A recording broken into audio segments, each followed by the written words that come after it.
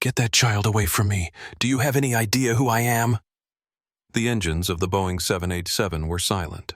Flight 3117 from Chicago to London wasn't going anywhere. Captain Thomas Richards had just informed the gate that he would not under any circumstances take this plane into the air. His ultimatum delivered to the passenger in seat 2C was simple. Apologize to the family she had just racially abused or be forcibly removed from his aircraft. 247 passengers were stuck on the tarmac and their frustration was building. Some were recording the confrontation on their phones. Others were already calling the airline's customer service line. A few were shouting for the captain to just fly the damn plane. But Captain Richards didn't care about their schedule. He thought he was doing the right thing. He had no idea that by standing up for a stranger, he was about to lose his job, his reputation, and his career that he'd built over 3 decades. And the person who filmed it all had a secret that would change everything. The boarding process for transatlantic Flight 3117 was proceeding with mundane efficiency. It was a cold, clear Tuesday night at Chicago O'Hare International Airport, and the 9 p.m. departure to London Heathrow was fully booked. Business travelers mixed with vacationing families, college students heading for study abroad, and the usual assortment of international travelers. In the cockpit, Captain Thomas Richards, a 30-year veteran of the airline, was running his final pre-flight checks with his first officer, James Wilson. At 50, Thomas was a pilot of the old-school firm fare, and with an unshakable belief that the captain's authority was absolute, designed not for ego, but for the safety and security of every soul on board. Checklist complete. Ground crew reports all clear. James murmured, his voice a relaxed monotone. Good, Thomas replied, scanning the instruments. Let's see if we can't get these people to London a few minutes early. Thomas had joined the airline after 12 distinguished years in the Air Force. He'd flown through sandstorms in the Gulf, navigated hostile airspace over the Balkans, and commanded squadrons with the precise balance of authority and respect that made him a natural leader. His record was spotless, not a single violation or incident in his entire flying career. The terminal was bustling with the usual pre-holiday energy. Gate agents processed the final standby passengers, while ground crew loaded the last of the luggage. Thomas watched through the cockpit window, appreciating the choreographed efficiency of it all. James, I'm going to do my walk-through, Thomas said, unbuckling his harness. It wasn't required by airline policy, but Thomas always greeted the cabin crew and did a visual inspection before every flight. It was a habit from his military days that he'd never abandoned. Still doing that, huh? James smirked. At 38, he represented the newer generation of pilots, technically impeccable but sometimes lacking what Thomas considered the human touch of aviation. Always Thomas replied with a smile. A machine can fly a plane.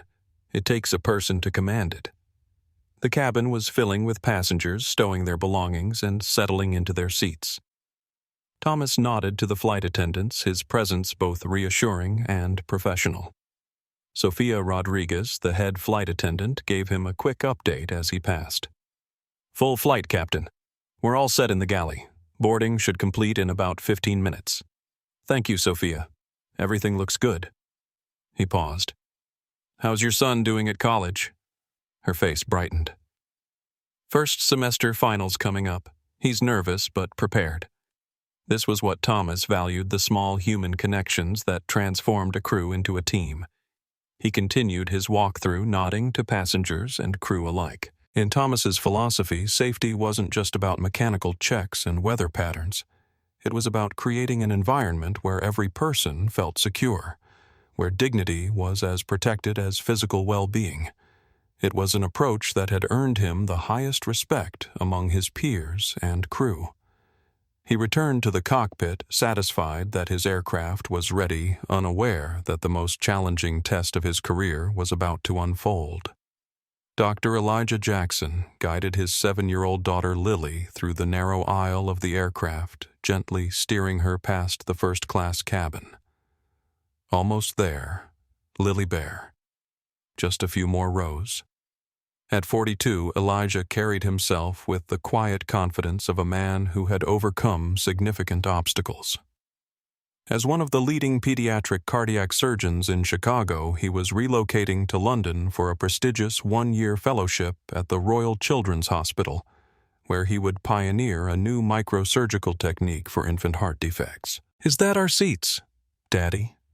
Lily pointed to row 10, the premium economy bulkhead seats they'd been assigned. "That's it. 10A and 10B. You can have the window if you'd like." Elijah smiled, watching his daughter's excitement. Lily clutched her worn plush elephant, Mr. Trunks, which had been her constant companion since his wife Sarah had passed away 3 years ago from breast cancer. Lily was nervous about the move, but trying to be brave. Elijah had prepared her as best he could, explaining that London would be an adventure, that she'd make new friends at her new school, and that they'd come back to visit Chicago during holidays. As they passed row 2, Lily, trying to peer into the first-class cabin with childlike curiosity, stumbled slightly. The small cup of apple juice in her hand tipped, and a tiny splash, no more than a teaspoon, landed on the pristine white designer shoe of the woman in seat 2C. "Disgusting," the woman shrieked, recoiling as if she'd been struck. She yanked her foot back, her face contorting in outrage. Elijah was mortified. "I am so sorry, ma'am." Lily apologized to the lady. "I'm sorry." Lily whispered, her eyes welling with tears as she clutched Mr. Trunks tighter against her chest. The woman in 2C was Vanessa Blackwell, and everything about her exuded wealth and entitlement. Her blonde hair was pulled into an immaculate chignon, her cream-colored cashmere tracksuit likely cost more than the average passenger's entire wardrobe, and her fingers sparkled with diamonds that caught the cabin lights with every dismissive wave of her hand. Elijah grabbed a napkin from his pocket and knelt down. "Please let me get that for you. It's just apple juice." "Get away from me," Vanessa snapped, her voice rising in volume. She looked at Elijah, then at Lily, and her face twisted into a mask of pure contempt. "You people can't even control your children. This is what happens when they lower the standards for who gets to fly up front." Absolutely disgraceful. The "you people" hung in the air, thick and toxic. Elijah, who was black, froze. His hand, holding the napkin, stopped mid-air. He stood up slowly, his expression shifting from apologetic to a cold, controlled quiet. "Ma'am," Elijah said, his voice low. "It was an accident. There is no need for that kind of language." "Oh, that kind of language?" Vanessa mocked him, her voice now loud enough for the entire first class and half of premium economy to hear. "I call it as I see it. This cabin is for paying customers, not for your kind. Bringing your mess and your noise." Several passengers looked up from their pre-flight routines, sensing the tension. A middle-aged man in 4A frowned, shaking his head slightly at Vanessa's behavior. Flight attendant Vanessa called out loudly, snapping her fingers. Sophia Rodriguez rushed over, sensing the confrontation. "Is there a problem? Mom?" "Yes, there's a problem." Vanessa pointed a long manicured finger at Elijah and Lily. "This person assaulted me with his sticky mess. I am not going to sit here for 8 hours breathing the same air as them. I want them moved. Move them to the back of the plane where they belong." The cabin fell silent. Other passengers were now staring, phones emerging from pockets and bags. Lily burst into tears, a high, terrified wail. Elijah picked his daughter up, holding her tight, trying to shield her from the humiliation. He looked at Sophia with a mixture of anger and exhaustion. "We are assigned to seats 10A and 10B. We are not moving. You will move if I tell you to." Vanessa shrieked. "Do you have any idea who I am?" Sophia, hopelessly out of her depth, touched her earpiece. "Captain Richards," she said, her voice trembling slightly. "I think you need to come to the main cabin. We have a situation." Vanessa Blackwell's face flushed crimson as she continued her tirade, her voice cutting through the previously calm atmosphere of the cabin. "I am not sitting anywhere near these people. Do you understand? My husband can have your job with a single phone call. Passengers in nearby rows shifted uncomfortably in their seats. Some averted their eyes, pretending to be absorbed in magazines or phones, while others stared openly, their expressions ranging from disgust to morbid fascination. Cameron Foster, a 29-year-old tech specialist in seat 14C, had already begun recording discreetly on his phone. His eyes narrowed as he captured Vanessa's increasingly vitriolic language. What no one on the plane knew was that Cameron recognized the name Blackwell immediately. Until 6 months ago, he had worked in IT security for Blackwell Enterprises, and what he had discovered there was the reason he no longer did. "It's barely a drop," said an elderly woman from across the aisle. The child apologized. "Let it go." Vanessa whipped around. "Mind your own business. You have no idea who you're speaking to." Elijah Jackson stood perfectly still, one hand stroking his daughter's hair as she buried her face against his shoulder, her small body shaking with sobs. His expression was a carefully composed mask that those who experience racial aggressions learn to wear a mixture of dignity and restraint that requires monumental effort to maintain. "Lily," he whispered to his daughter. "It's okay, baby. You didn't do anything wrong." Sofia Rodriguez looked between the two parties, her professional training at war with her personal sense of justice. "Mom, I can bring you some club soda for your shoe. It will come right out." Club soda. Are you joking? These are limited edition Louboutins. They're ruined. Vanessa thrust her foot forward as evidence, though the small spot was barely visible. A businessman in first class spoke up. "Lady, they're just shoes." The kid said sorry. "Just shoes." "They cost more than your suit," Vanessa shot back.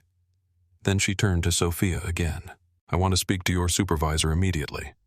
And I want these people moved away from me, preferably off this flight entirely. The coded language wasn't lost on anyone. These people hung in the air like poison." Elijah's patience was visibly fraying. "My daughter and I have done nothing wrong. The only disruption here is coming from you." Vanessa's laugh was sharp and cruel. "Nothing wrong. You shouldn't even be in this section. Did you get some kind of special upgrade? Affirmative action at 30,000 feet. Gasps emerged from several passengers. A young woman in row 5 covered her mouth in shock. Another passenger muttered, "That's enough, loud enough for those nearby to hear." Sophia's hand trembled as she touched her earpiece again. "Captain, we need you in the main cabin immediately." Lily's sobbing had intensified, her small body shaking against her father's chest. "I want to go home, Daddy," she cried. "I don't like the mean lady." Elijah's eyes flashed with a mixture of pain and fury. "It's okay, Lily. The mean lady can't hurt you. I won't let her." "Oh, look at that," Vanessa sneered, teaching her to play the victim already. Sophia stepped between them, her professional demeanor cracking under the pressure. "Ma'am, please lower your voice. There are other passengers." "Don't tell me what to do," Vanessa interrupted. "My husband is Richard Blackwell. He sits on the board of this airline. I'll have your job by morning if you don't fix this situation right now." The threat landed with the intended effect. Sophia's face paled slightly, but she held her ground. "I've called the captain. He'll be here momentarily." Cameron Foster continued recording, his jaw tight with tension.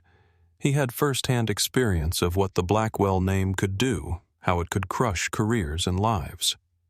6 months ago, he had discovered irregularities in the company's financial systems, clear evidence of fraud that he'd reported through proper channels. 2 days later, he'd been terminated, escorted from the building by security, and threatened with legal action if he spoke to anyone. His employment record had been tarnished with false claims of incompetence. Now, watching Vanessa Blackwell's behavior, he felt a cold sense of validation.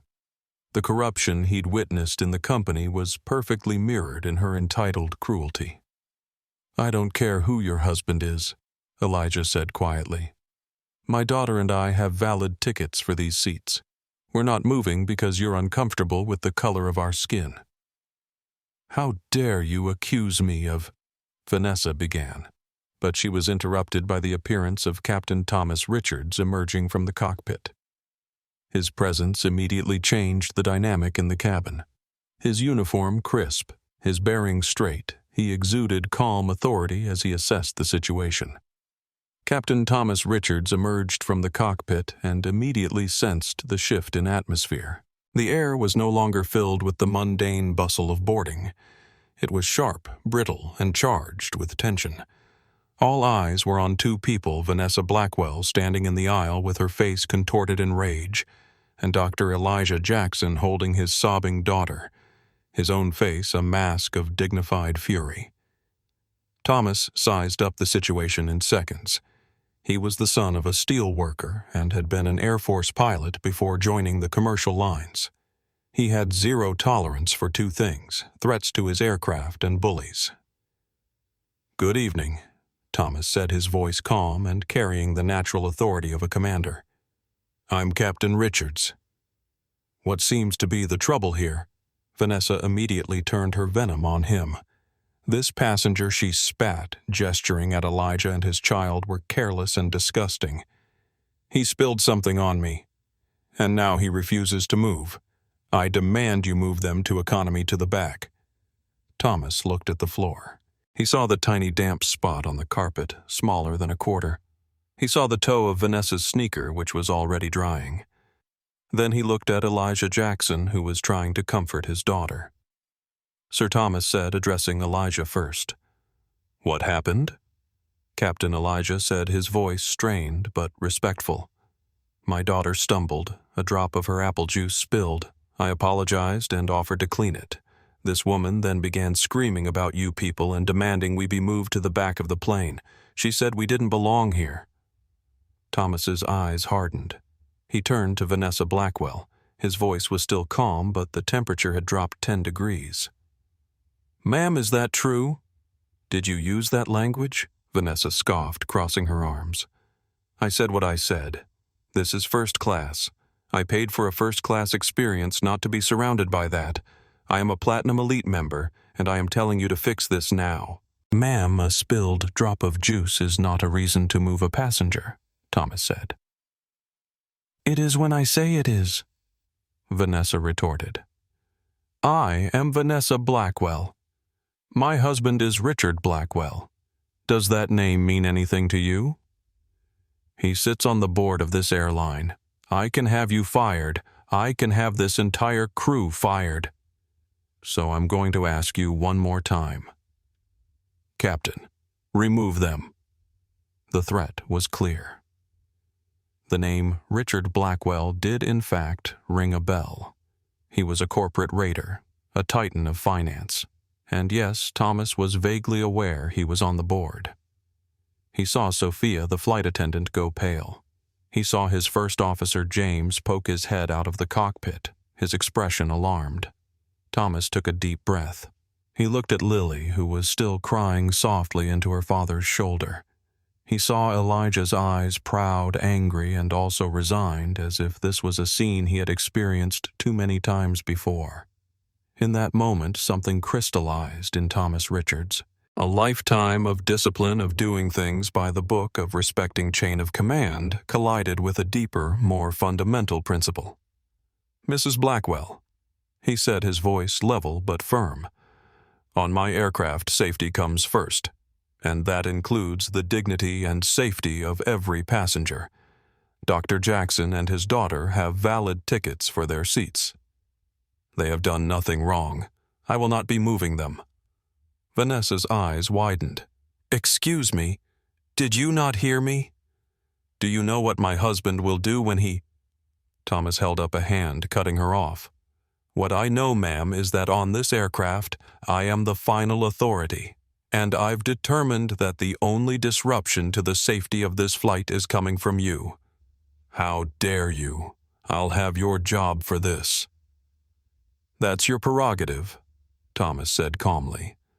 "But right now you have a choice to make. You can apologize to Dr. Jackson and his daughter and take your seat, or you can be removed from this flight." The cabin went completely silent. Even Lily had stopped crying, sensing the shift in power. Vanessa looked around, expecting to find support, but was met with averted gazes or outright disapproval. "You can't be serious," she said, her voice lower but still venomous. "You're choosing them over me. Do you have any idea what Richard will do to your career?" Thomas didn't flinch. "I'm not choosing anyone over anyone, Mrs. Blackwell. I'm enforcing the standards of conduct that apply equally to every passenger. And right now, you're the only one in violation of those standards." Vanessa pulled out her phone. "I'm calling Richard right now. You'll be lucky to work as a crop duster when he's finished with you." As she dialed, Thomas turned to Sophia. "Please inform the gate that we have a non-compliant passenger who may need to be removed." Sophia hesitated for just a moment, then nodded and moved toward the galley phone. Vanessa's voice rose as she spoke into her phone. "Richard, you won't believe what's happening. Some power-tripping pilot is threatening to throw me off the flight because I complained about these people who spilled their drink on me." Thomas waited patiently. In the background, he could see Cameron Foster still recording discreetly, and several other passengers had their phones out as well. This would be on social media within minutes, he realized. "He wants to talk to you," Vanessa said triumphantly, holding out the phone. "My husband wants to speak with you, Captain." Thomas took the phone. "This is Captain Thomas Richards." The voice on the other end was cold and precise. "Captain, this is Richard Blackwell. I understand there's some confusion about my wife's comfort on your flight." "No confusion, sir. Your wife used racially charged language toward another passenger and his child over a minor accident. She's been asked to apologize or deplane. Listen carefully, Richards. I sit on the board of your airline.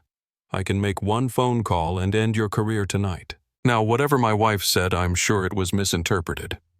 Be smart about this. Move the other passengers, smooth things over, and get that plane in the air." Thomas felt a strange calm settle over him. "Mr. Blackwell, with all due respect, I don't take orders from board members when I'm in command of an aircraft. Your wife has a choice to make. The consequences of her choice are hers alone." He handed the phone back to Vanessa, whose face had turned an alarming shade of red. "This is your final opportunity, Mrs. Blackwell," Thomas said. "Apologize to Dr. Jackson and his daughter, or you will be escorted off this aircraft." Vanessa looked at the phone, then at Thomas, then at Elijah and Lily. For a moment it seemed like she might relent. Then her face hardened again. "I will not apologize for expecting proper service. You're making a terrible mistake, Captain Richards. When this is over, you won't just lose your job. You'll never work in this industry again." Thomas nodded once his decision made. "Sophia, please inform the gate we need security to escort a passenger off the aircraft." He turned to the rest of the cabin. "Ladies and gentlemen, I apologize for the delay. We'll be airborne as soon as possible." As Sophia made the call, Thomas noticed First Officer James staring at him from the cockpit doorway, his expression a mixture of disbelief and fear. Their eyes met, and in that look Thomas knew that the consequences of his decision were just beginning to unfold. Thomas Richards returned to the cockpit with the cabin buzzing behind him. James Wilson was already seated, his face tight with concern. "Are you out of your mind?" James hissed. "That's Richard Blackwell's wife. He owns half the airline's stock." Thomas didn't respond immediately. He sat in his captain's chair and stared out at the dark tarmac, the distant lights of other aircraft moving across the field. After 30 years of flying, he had never faced a situation quite like this. "I need a minute," he said to James, standing up again. "Take over pre-flight." "Thomas, listen to me," James said, his voice urgent. "Call the gate. Tell them there's been a misunderstanding. Let Sophia handle it. You don't have to be the one to die on this hill." "I said I need a minute." Thomas repeated his tone, leaving no room for argument. He walked to the lavatory and closed the door behind him.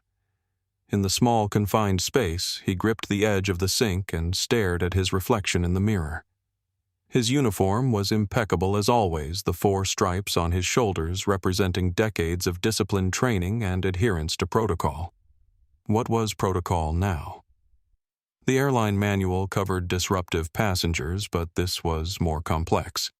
A board member's wife, racial harassment, a child in tears, a father trying to maintain his dignity. Thomas splashed cold water on his face and remembered another confrontation years ago when his son Michael was 14. They had been at a high-end department store shopping for a suit for a school function. A security guard had followed them throughout the store, watching their every move with suspicious eyes. When Thomas had confronted him, the guard had claimed it was standard procedure. But Thomas knew better. He knew what it meant to be seen as inherently suspicious because of your skin color. He remembered how his son's shoulders had slumped, how the light in his eyes had dimmed. Later that night, Michael had asked him, "Dad, does it ever stop?" Thomas hadn't had a good answer then. Now, in a different context, the same question echoed. Does it ever stop? Not if good people remain silent, he realized. Another memory surfaced: his time in the Air Force flying through hostile territory. The rule had been clear. You protect your people no matter what. Not just physically, but in every way that mattered. It was what made a unit cohesive, what transformed a group of individuals into a team that could accomplish the impossible. That little girl out there crying in her father's arms, wasn't she under his protection too? Every passenger on this aircraft was regardless of where they sat, what they looked like, or who they knew. Thomas dried his face and straightened his uniform. When he returned to the cockpit, James was on the radio with ground control, his voice tense. "They're asking how long until we're ready to push back," James said. "Security is on their way to remove Mrs. Blackwell." "Good," Thomas said, taking his seat. "We'll be ready once they're finished." James lowered his voice. "Thomas, I've got a mortgage and 2 kids in college. I can't afford to be caught in the crossfire of whatever you're doing." Thomas turned to look directly at his first officer. "James, sometimes in life you have to decide what kind of man you want to be. I made that decision a long time ago." "It's not worth your career," James insisted. "Some things are worth more than a career," Thomas replied. "Some principles don't have a price tag." James shook his head. "The company won't see it that way. They'll see a captain who unnecessarily delayed a flight and embarrassed a board member. They'll see a liability, not a hero." "I'm not trying to be a hero," Thomas said.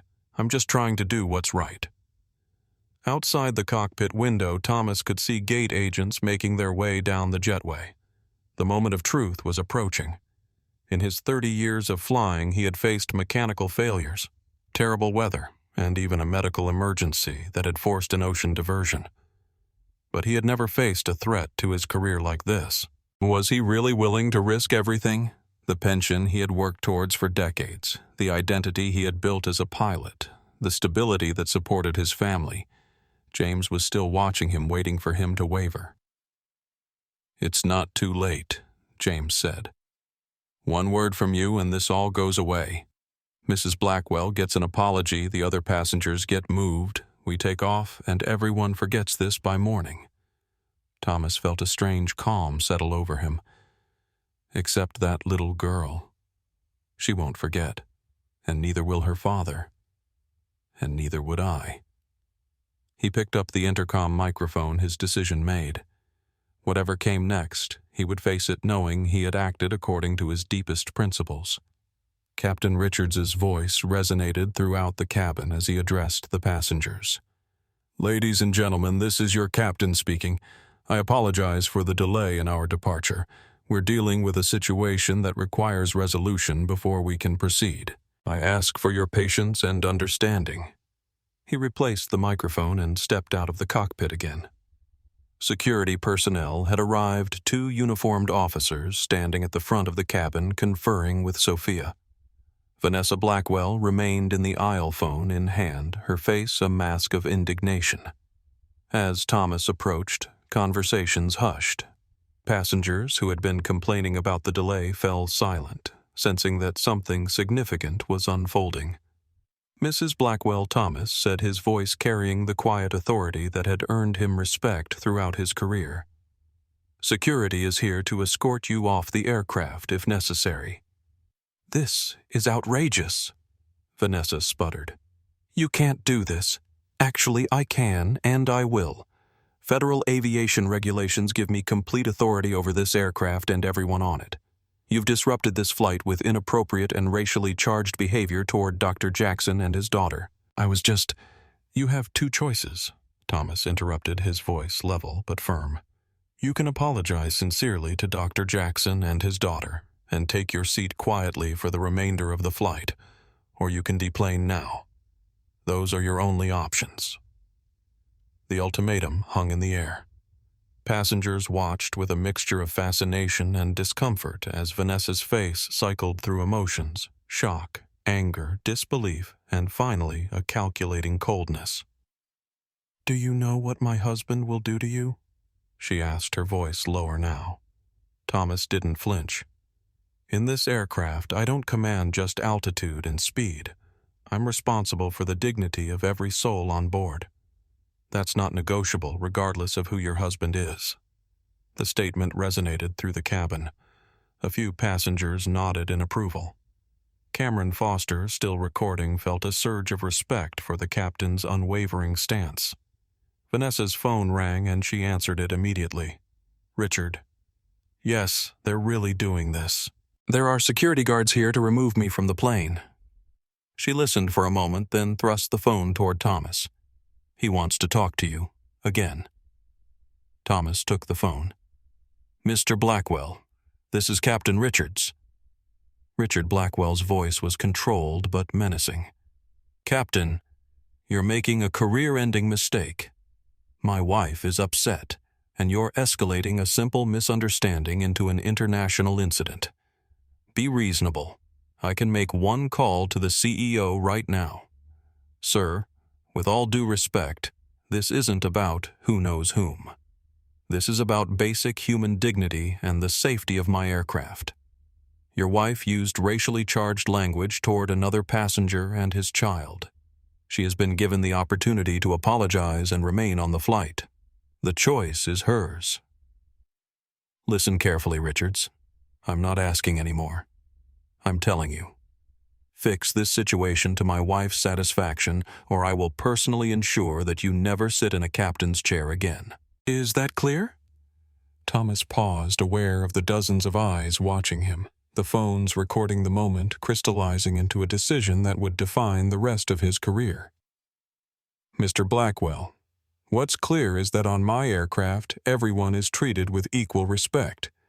No exceptions. No special treatment. Your wife can apologize and stay, or she can leave. Those remain her only options."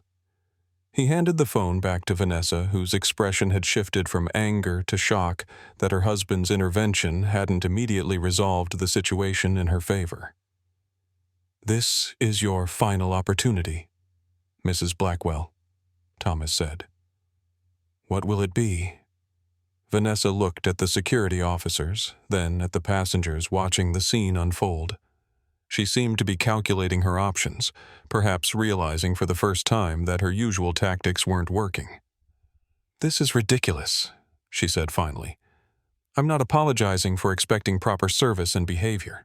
I'll be on the next flight and you'll be looking for a new job." Thomas nodded to the security officers. "Please escort Mrs. Blackwell off the aircraft." As the officers moved forward, Vanessa gathered her designer handbag and cashmere wrap. "You'll regret this, all of you," she said, her gaze sweeping the cabin. "My husband will hear about every person who was involved in this humiliation." Thomas stood firm, his posture military straight as Vanessa was escorted toward the exit. Before she left, she turned back one last time. "This isn't over, Captain. Not by a long shot." As she disappeared down the jetway, a strange silence fell over the cabin. Then, unexpectedly, a smattering of applause broke out. It wasn't universal. Some passengers looked concerned about the delay or the confrontation they'd witnessed, but enough people clapped to create a moment of solidarity. Thomas turned to find Elijah Jackson standing nearby, his daughter Lily still in his arms, though she had stopped crying and was watching with wide, uncertain eyes. "Thank you," Captain Elijah said quietly. "You didn't have to do that." "Yes, I did," Sir Thomas replied. "And I would do it again." As he turned to head back to the cockpit, Thomas caught sight of James watching from the doorway. His first officer's expression was a mixture of disbelief and fear. "You realize what you've just done?" James asked as Thomas approached. "I've upheld the standards I swore to maintain," Thomas answered. "Now let's get these people to London." But as he settled back into his seat, Thomas was acutely aware that the consequences of his decision were only beginning to unfold. He had just made an enemy of one of the most powerful men associated with the airline perhaps in the entire industry. The realization didn't fill him with regret, but with a strange sense of clarity. Some lines once drawn cannot be uncrossed. First Officer James Wilson's fingers drummed nervously against the control panel as Thomas slid back into the captain's seat. Outside, the ground crew was preparing for pushback now that the Blackwell situation had been resolved, at least temporarily. "You've lost your mind," James said, his voice low and tense. "Do you have any idea what you've just done?" Thomas began his pre-flight checklist again, his movements precise and methodical. "I've enforced the standards of conduct on my aircraft. Nothing more, nothing less. You've just kicked a board member's wife off the plane. And for what? A drop of juice. A few harsh words. Was that really worth torching your career?" Thomas paused, fixing James with a steady gaze. "It wasn't about the juice, James. You know that as well as I do. It was about a woman who thought her wealth and connections entitled her to degrade another human being, to humiliate a child. Where exactly would you have drawn the line?" James looked away, unable to meet Thomas's eyes. "I'm not saying she was right. I'm saying there were other ways to handle it. Ways that wouldn't have made an enemy of Richard Blackwell. Such as, you could have moved the Jacksons to first class, upgraded them. Everyone would have been happy." Thomas shook his head. "And what lesson would that have taught that little girl? That when someone treats you as less than human, you should just accept it and move away. That if you're powerful enough, you can get away with anything." James's radio crackled with air traffic control instructions, providing a momentary reprieve from the tension. After acknowledging the transmission, he turned back to Thomas. "The ultimate sin in my cockpit isn't a mistake," Thomas said quietly. "It's silence in the face of what we know is wrong. My father taught me that. My commanders in the Air Force reinforced it. And I've lived by it for 50 years. Noble principles don't pay mortgages," James muttered. "No, but they let you sleep at night." Thomas completed his checklist and prepared for pushback. As he worked, he couldn't help but notice the subtle shift in James's demeanor, a pulling away, a distancing. His first officer was already separating himself from Thomas's decision, already preparing his defense for when the inevitable fallout came. Through the cabin intercom, Thomas addressed the passengers. "Ladies and gentlemen, this is Captain Richards. We're cleared for departure and should be taking off momentarily. Our estimated flying time to London Heathrow is 7 hours and 40 minutes. We'll be making up some time en route and should arrive only slightly behind schedule. Flight attendants, please prepare for departure." The familiar routine of takeoff preparations created a semblance of normality, but Thomas was acutely aware that nothing about this flight was normal anymore. He had just defied one of the most powerful men connected to the airline. There would be consequences. As the plane pushed back from the gate, Thomas caught a glimpse of Sophia Rodriguez moving through the cabin. She gave him a small, nearly imperceptible nod as she passed the cockpit door, a tiny gesture of solidarity that nonetheless strengthened his resolve. The engines roared to life and the aircraft began its taxi toward the runway. From his vantage point, Thomas could see Dr. Jackson and Lily in their seats. The little girl was looking out the window now, her earlier tears forgotten as she watched the airport lights glide past. Her father sat beside her, his hand protectively on her shoulder. James remained unusually quiet during the taxi and takeoff sequence, performing his duties flawlessly, but speaking only when necessary for operational communications. The weight of unspoken tension filled the cockpit. Once they had reached cruising altitude and the aircraft was stable, James finally broke his silence. "What's your endgame here, Thomas Blackwell will be on the phone with the CEO before we're halfway across the Atlantic. You'll be met by HR when we land in London. Best case scenario, you're suspended pending investigation. Worst case, you're terminated on the spot." Thomas adjusted a setting on the autopilot, his movements calm and deliberate. "I've been flying for 30 years, James. I've done everything by the book. Perfect record, perfect evaluations. If they want to fire me for refusing to allow racial harassment on my aircraft, then maybe it's not the airline I thought it was. It's not about right and wrong anymore. It's about power. And Blackwell has it. Power doesn't make him right. No, but it makes him dangerous." James paused, then added, "I can't be pulled down with you on this, Thomas. I've got too much at stake." The statement hung in the air between them, a declaration of self-preservation that Thomas had been expecting, but that nonetheless stung. "I understand," Thomas said finally. "When they ask, tell them you advised me against it. Tell them you tried to get me to reconsider. I won't contradict you." James nodded, relief evident in his expression. "For what it's worth, I don't think what she did was right. I just think some battles aren't worth fighting. And I think some battles define who we are," Thomas replied, "even if we lose them." The rest of the flight proceeded with tense professionalism between the two pilots. Thomas knew that every minute that passed brought him closer not just to London, but to the reckoning that awaited him there. Richard Blackwell would have had hours to mobilize his considerable influence by the time they landed. Somewhere over the Atlantic, as James took a break and Thomas sat alone in the cockpit, he allowed himself a moment of doubt. He thought of his mortgage, his daughter's graduate school tuition, the retirement he and his wife had planned, all potentially jeopardized by a single decision. But then he remembered Lily's tears, the humiliation in Elijah's eyes, and the poison in Vanessa Blackwell's words. No, he hadn't made a mistake. Whatever came next, he would face it knowing he had stayed true to himself and to the values he had spent a lifetime upholding. The navigation display showed the aircraft making steady progress across the ocean. In 7 hours, they would land in London, and Thomas Richards would discover exactly what his principles had cost him. Gate agents and security personnel boarded the aircraft, their expressions serious and professional. Vanessa Blackwell, still standing in the aisle, clutched her designer handbag like a shield, her knuckles white with tension. "Mrs. Blackwell, please gather your belongings and come with us," one of the security officers said, his voice calm but firm. "This is a mistake," Vanessa insisted, her voice rising. "Do you know who I am? My husband will have all your jobs." The security officer remained impassive.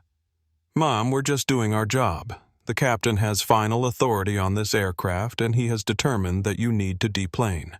Please don't make this more difficult than it needs to be."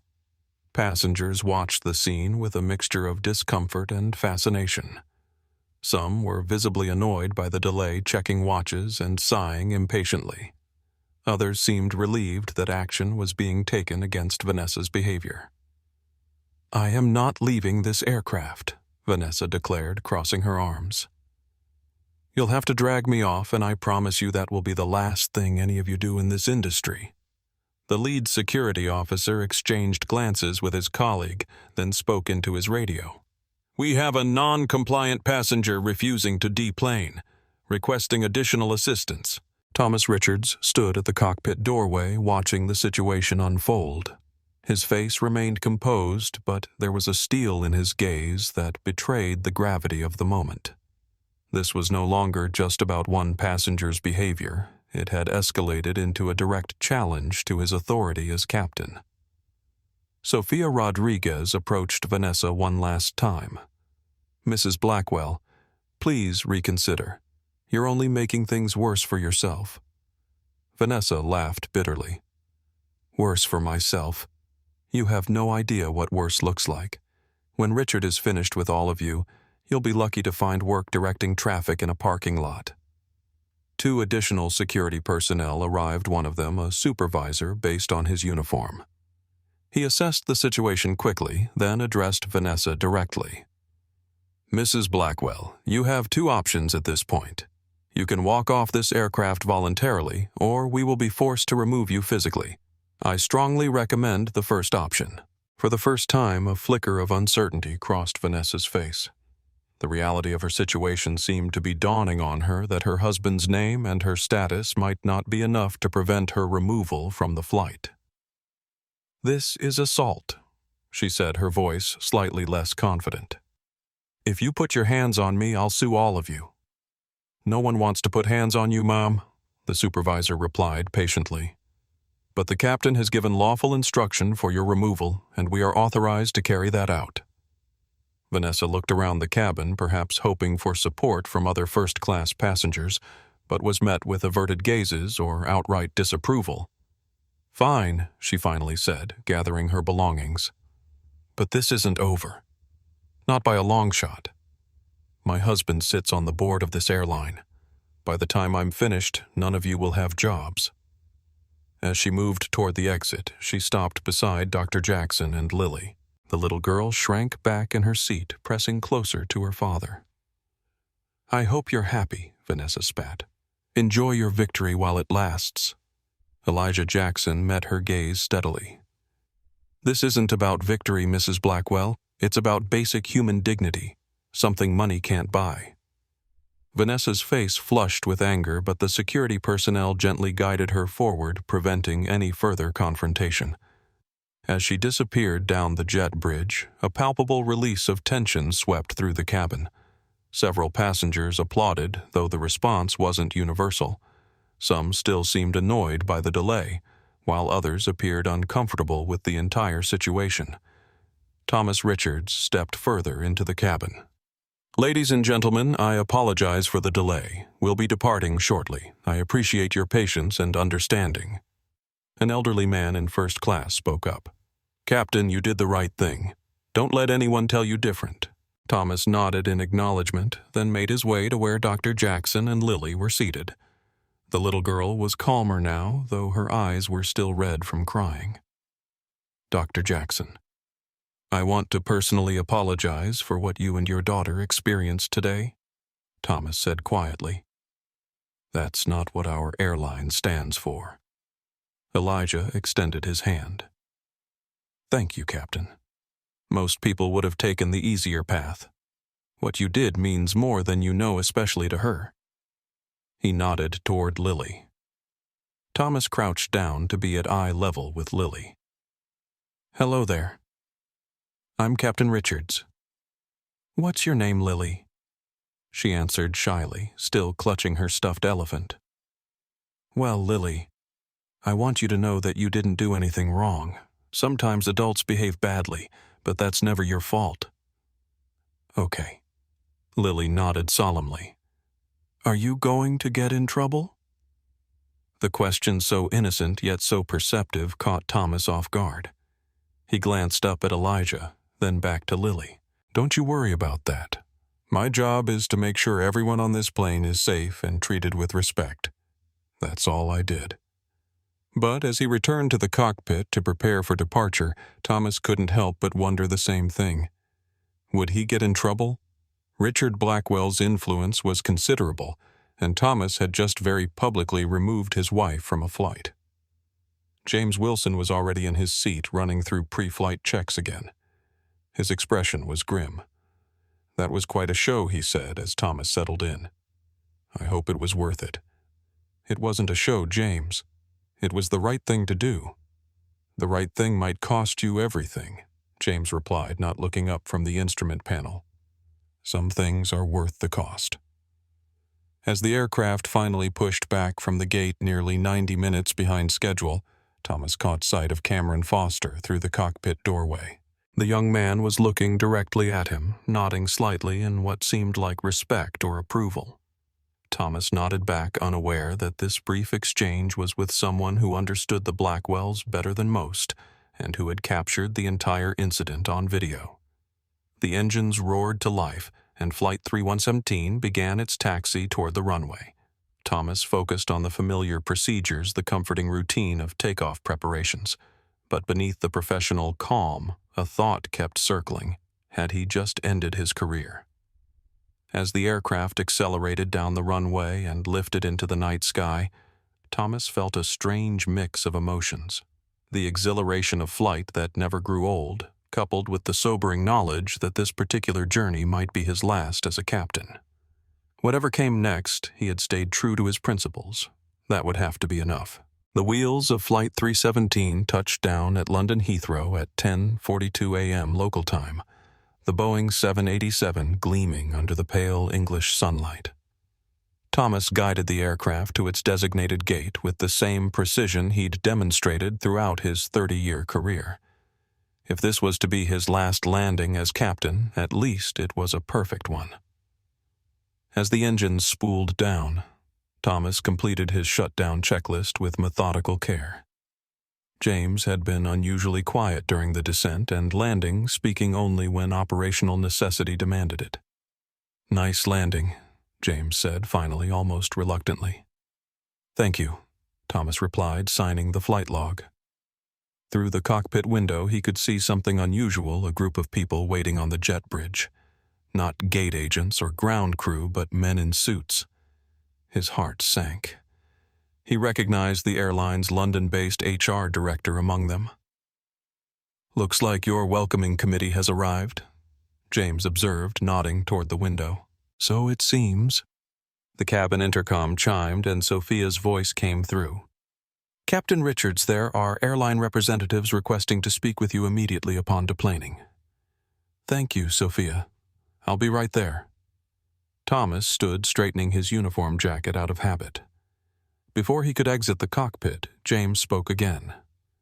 "Thomas, I want you to know." He hesitated, then shook his head.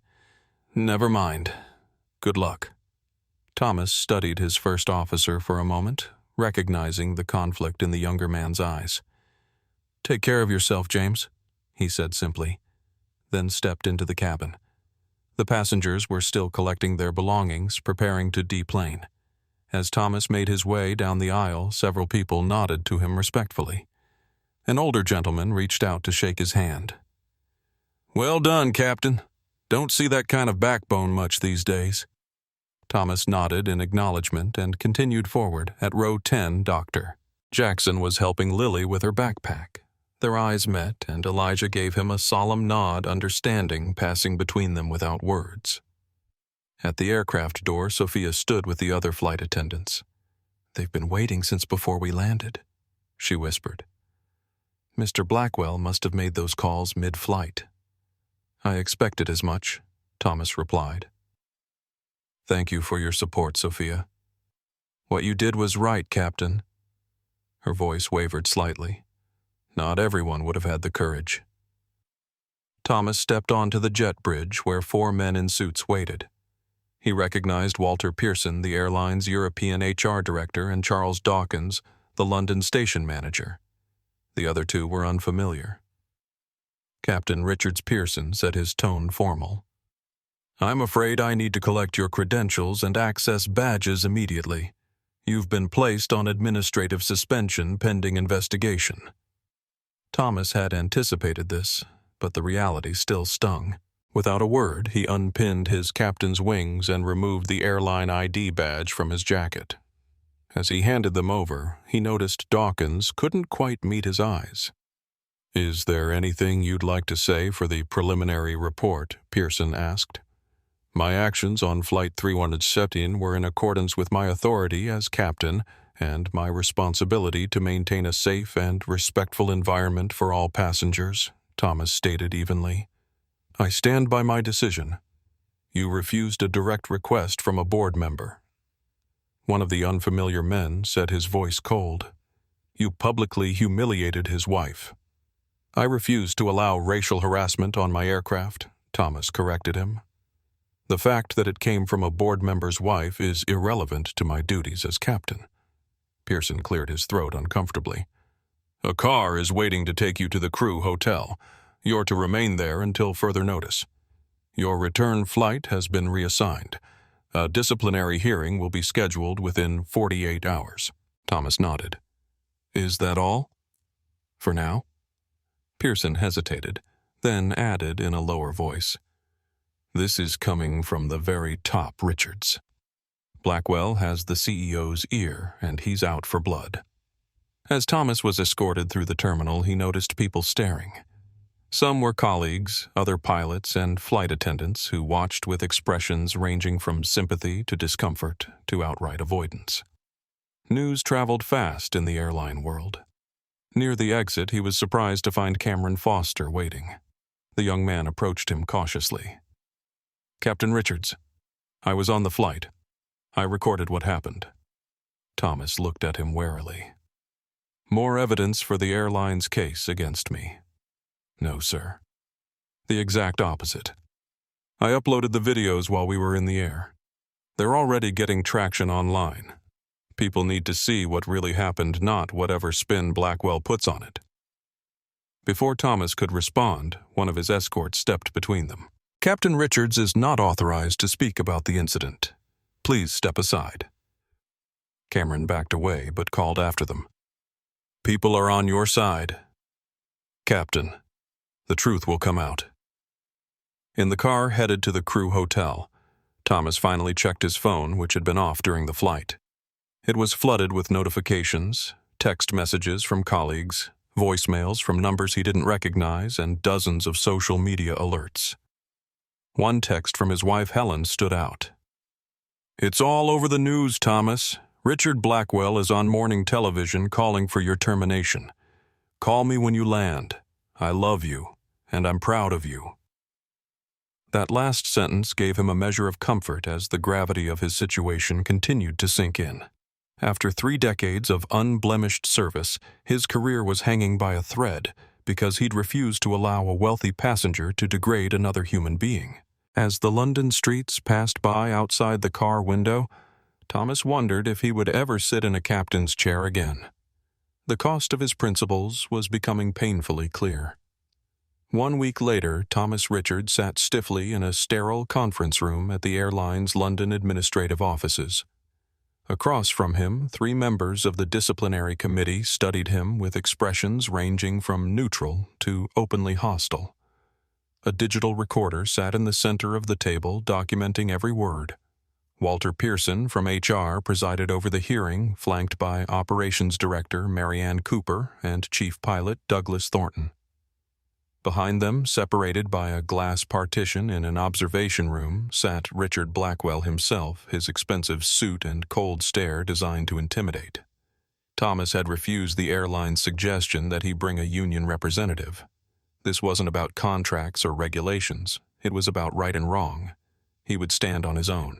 This disciplinary hearing is now in session, Pearson began formally. Captain Thomas Richards, you've been called to answer charges of insubordination, violation of customer service protocols, and willful disruption of airline operations resulting in financial loss. How do you plead? Thomas met Pearson's gaze evenly. I acted within my authority as captain to ensure the safety and dignity of all passengers on my aircraft. Marianne Cooper sighed, making a note on her tablet. Captain Richards, we're not disputing your technical authority. We're questioning your judgment. A simple customer service issue was escalated unnecessarily, resulting in the removal of a high-profile passenger, a significant departure delay, and substantial public relations damage to the airline. With respect, Ms. Cooper, it was not a simple customer service issue, Thomas replied. It was a case of overt racial harassment directed at a passenger and his child. Douglas Thornton, a former pilot himself, leaned forward. Let's be clear about something, Richards. There are ways to handle difficult passengers without creating an international incident. You chose the nuclear option. From his jacket pocket, Thomas withdrew a printed copy of the airline's own passenger code of conduct. Section 3, paragraph 2, states explicitly that discriminatory or abusive language or behavior toward other passengers or crew will not be tolerated and may result in removal from the aircraft. I enforced the airline's own policy. You enforced it against the wife of a board member, Pearson pointed out. Surely you could have found a less confrontational solution. Should board members and their families be exempt from the rules that apply to everyone else? Thomas asked. The question hung in the air uncomfortably. Through the glass, Thomas could see Richard Blackwell's expression darken. Let's move on, Pearson said hastily. We'll hear testimony from your first officer, James Wilson.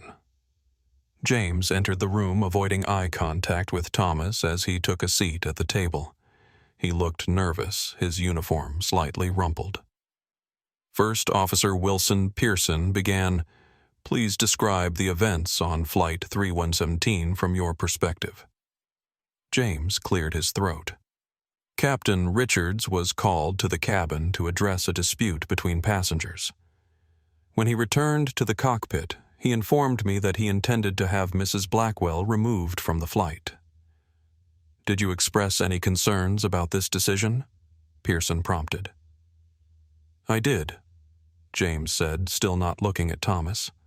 I advised him that it seemed like an overreaction to what was essentially a minor altercation. I suggested alternative solutions such as relocating the affected passengers or offering them an upgrade. And how did Captain Richards respond to your advice? James shifted uncomfortably. He dismissed my concerns. He said it wasn't about the spilled drink, but about the principle. I felt he was fixated on making a point regardless of the consequences to the airline or the other passengers. Thomas remained impassive, though the selective retelling of their conversation stung. James was protecting himself as expected, but the distortion of events was more pronounced than Thomas had anticipated. Thank you, First Officer Wilson, Pearson said. You may go. As James left, he finally glanced at Thomas, guilt flashing briefly across his face before he hurried from the room. Next came Sophia Rodriguez, who entered with her head held high. Unlike James, she looked directly at Thomas, giving him a small nod. Ms. Rodriguez Pearson began as lead flight attendant on Flight 317. Did you feel Captain Richards's decision to remove Mrs. Blackwell was justified? Sophia hesitated, visibly weighing her words. I witnessed Mrs. Blackwell use language toward Dr. Jackson and his daughter that was clearly inappropriate and racially motivated. She referred to them as you people and suggested they didn't belong in premium seating. And could this situation have been resolved without removing Mrs. Blackwell? Sophia's expression remained professional, but Thomas could see the tension in her shoulders. Mrs. Blackwell was given multiple opportunities to apologize for her behavior. She refused. She escalated the situation by threatening the captain and crew with termination. In my professional opinion, Captain Richards followed proper protocol. Thomas noted the surprised glances between the committee members. They hadn't expected Sophia to support him so unequivocally, especially with Richard Blackwell watching. Are you aware that your assessment directly contradicts that of First Officer Wilson Marianne Cooper? Asked sharply. I can only speak to what I personally witnessed in the cabin, Ma'am Sophia replied. First Officer Wilson remained in the cockpit during most of the incident. When Sophia was dismissed, Thomas could feel the mood in the room shifting. His testimony had created doubt, complicating what was supposed to be a straightforward termination. Captain Richards Pearson said, Finally, do you have anything else to add before we deliberate? Thomas straightened in his chair. In 30 years of flying, I've never violated protocol or shirked my responsibilities as captain. I've made decisions that saved lives during mechanical failures and medical emergencies. I've diverted flights when necessary and delivered passengers safely through severe weather. Not once has my judgment been questioned. He paused, glancing briefly at Richard Blackwell through the glass. The moment my judgment is called into question is when I stand up against racial harassment. That should tell you everything you need to know about this proceeding.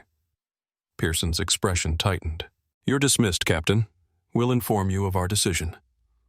As Thomas left the conference room, he passed Richard Blackwell entering from the observation area. Their eyes met briefly, and Blackwell's expression was coldly triumphant. "You should have known better," Richards Blackwell said quietly. "No principle is worth your career." "Some are," Thomas replied simply and continued walking. 2 hours later, Thomas received the committee's verdict in his hotel room: immediate termination for failure to follow company protocol and exercise appropriate judgment. His 3 decades of service were reduced to a single paragraph of corporate language that carefully avoided any mention of the actual incident's nature. As he placed the termination letter on the hotel desk, Thomas felt a strange mix of emotions: regret at the loss of the career he'd loved, but also a profound sense of peace. He had stayed true to himself at a moment when it mattered most. His phone buzzed with a text message from Sophia. "They're trying to bury this, but people know the truth. Stay strong, Captain." Thomas looked out the hotel window at the London skyline, wondering what came next. At 50, starting over wouldn't be easy. But he'd faced tougher challenges and survived. Whatever happened, he would never regret standing up for what was right. Cameron Foster's apartment in London was modest, a far cry from the sleek corporate offices of Blackwell Enterprises where he'd worked until 6 months ago. Hunched over his laptop, he monitored the explosive growth of the videos he'd posted. 5 million views and climbing, he murmured to himself, scrolling through the comments. The footage he'd captured on Flight 3117 had struck a chord, spreading across social media platforms with remarkable speed. His phone rang another news outlet requesting permission to use his footage. This was the 5th call today. "Yes, you can use it," he told the producer. "Just make sure you mention that Captain Richards was fired for standing up against racist behavior." When he hung up, Cameron leaned back in his chair, thinking about the strange twist of fate that had put him on that particular flight. 6 months ago, he had been a rising star in Blackwell's IT security department until he discovered irregularities in the company's financial records, clear evidence of fraud and market manipulation. When he'd reported it through proper channels, he'd been terminated within 48 hours, his reputation smeared and threatened with legal action if he spoke out. Now, watching the Blackwell's true colors exposed to the world, he felt a grim satisfaction. The universe had a way of coming full circle. On his screen, a news segment played airline controversy hero captain or protocol violator. The split screen showed Thomas Richards' official airline portrait alongside footage from the flight. Below, a ticker displayed social media reactions most supporting the captain. Cameron had done his part by uploading the unedited footage. Now it was taking on a life of its own. Across the Atlantic in his Chicago home, Thomas Richards was experiencing the surreal sensation of seeing himself at the center of a media firestorm. His wife Helen sat beside him on the couch, her hand squeezing his as they watched yet another news segment about the incident. "Airlines are facing increasing pressure to address the incident publicly," the news anchor was saying. The hashtag #HarasCaptainRichards has been trending for 3 days with over 1 million users expressing support for the terminated pilot. "Turn it off," Thomas said quietly. "I've seen enough." Helen clicked off the television. The airline's PR team must be in meltdown. Their statement was pathetic, all that corporate doublespeak about investigating the incident when they've already fired you. "They're in a difficult position," Thomas acknowledged. "Blackwell essentially forced their hand. That doesn't make it right." Helen's voice was tight with anger. 30 years of perfect service and they threw you away because some rich bigot's feelings got hurt." The doorbell rang, interrupting their conversation. Thomas opened the door to find a courier with an express package. "Thomas Richards." "Sign here, please." Inside the package was a brief letter from a civil rights attorney named Grace Mendoza, along with her business card. "Your stand against discrimination has resonated with many," the letter read. "If you're interested in discussing legal options regarding your termination, I would be honored to represent you." What happened on that flight matters, and how the airline responded matters even more. As Thomas considered the offer, his phone buzzed with a text from an unknown number. It was Dr. Elijah Jackson, Captain Richards. "I've just learned about your termination.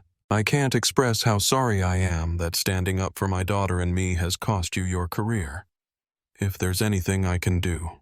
Testimony statements to the press, please let me know. What you did meant more than you know.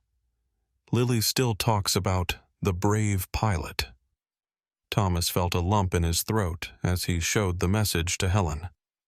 "You should respond," she said gently, "and you should call that attorney." Meanwhile, in his expansive London hospital office, Dr. Elijah Jackson watched his daughter Lily coloring at a small table he'd set up for her. The drawing showed an airplane with a figure in the cockpit wearing a captain's hat. Below it, in a child's uneven lettering, were the words, "Captain Richards, Hero." Elijah's phone chimed with a news alert, another development in the story that had consumed much of his attention since their arrival in London. The headline read, "Blackwell Enterprises stock drops amid viral video controversy." He'd been wrestling with guilt since learning of Thomas's termination. The captain had sacrificed his career to defend Elijah and Lily's dignity, and that was a debt Elijah wasn't sure how to repay. His new colleagues at the Royal Children's Hospital had been supportive, especially after the video went viral. Several had approached him to express their admiration for how he'd handled the situation and their disgust at Vanessa Blackwell's behavior. "Daddy, is Captain Richards in trouble because of us?" Lily asked, looking up from her drawing. Elijah moved to sit beside her. "No, sweetheart. Captain Richards is in trouble because some people don't understand that doing the right thing is always more important than doing the easy thing. Can we send him my picture?" "I think he'd like that very much," Elijah said, taking a photo of the drawing to send to Thomas. In New York, Richard Blackwell paced his penthouse office phone pressed to his ear. "I don't care what the public reaction is," he snapped. "The board needs to stand firm on this." Richards violated protocol and embarrassed a board member's family. His termination is non-negotiable. His assistant entered hesitantly, tablet in hand. "Sir, there's something you should see." On the screen was a financial news report. Blackwell Enterprises faces scrutiny as viral incident raises questions about corporate culture. Richard's face darkened. "Get my PR team on the line. Now." The fallout was spreading beyond just Thomas Richards and the airline. Investors were raising questions about Richard Blackwell's judgment and temperament.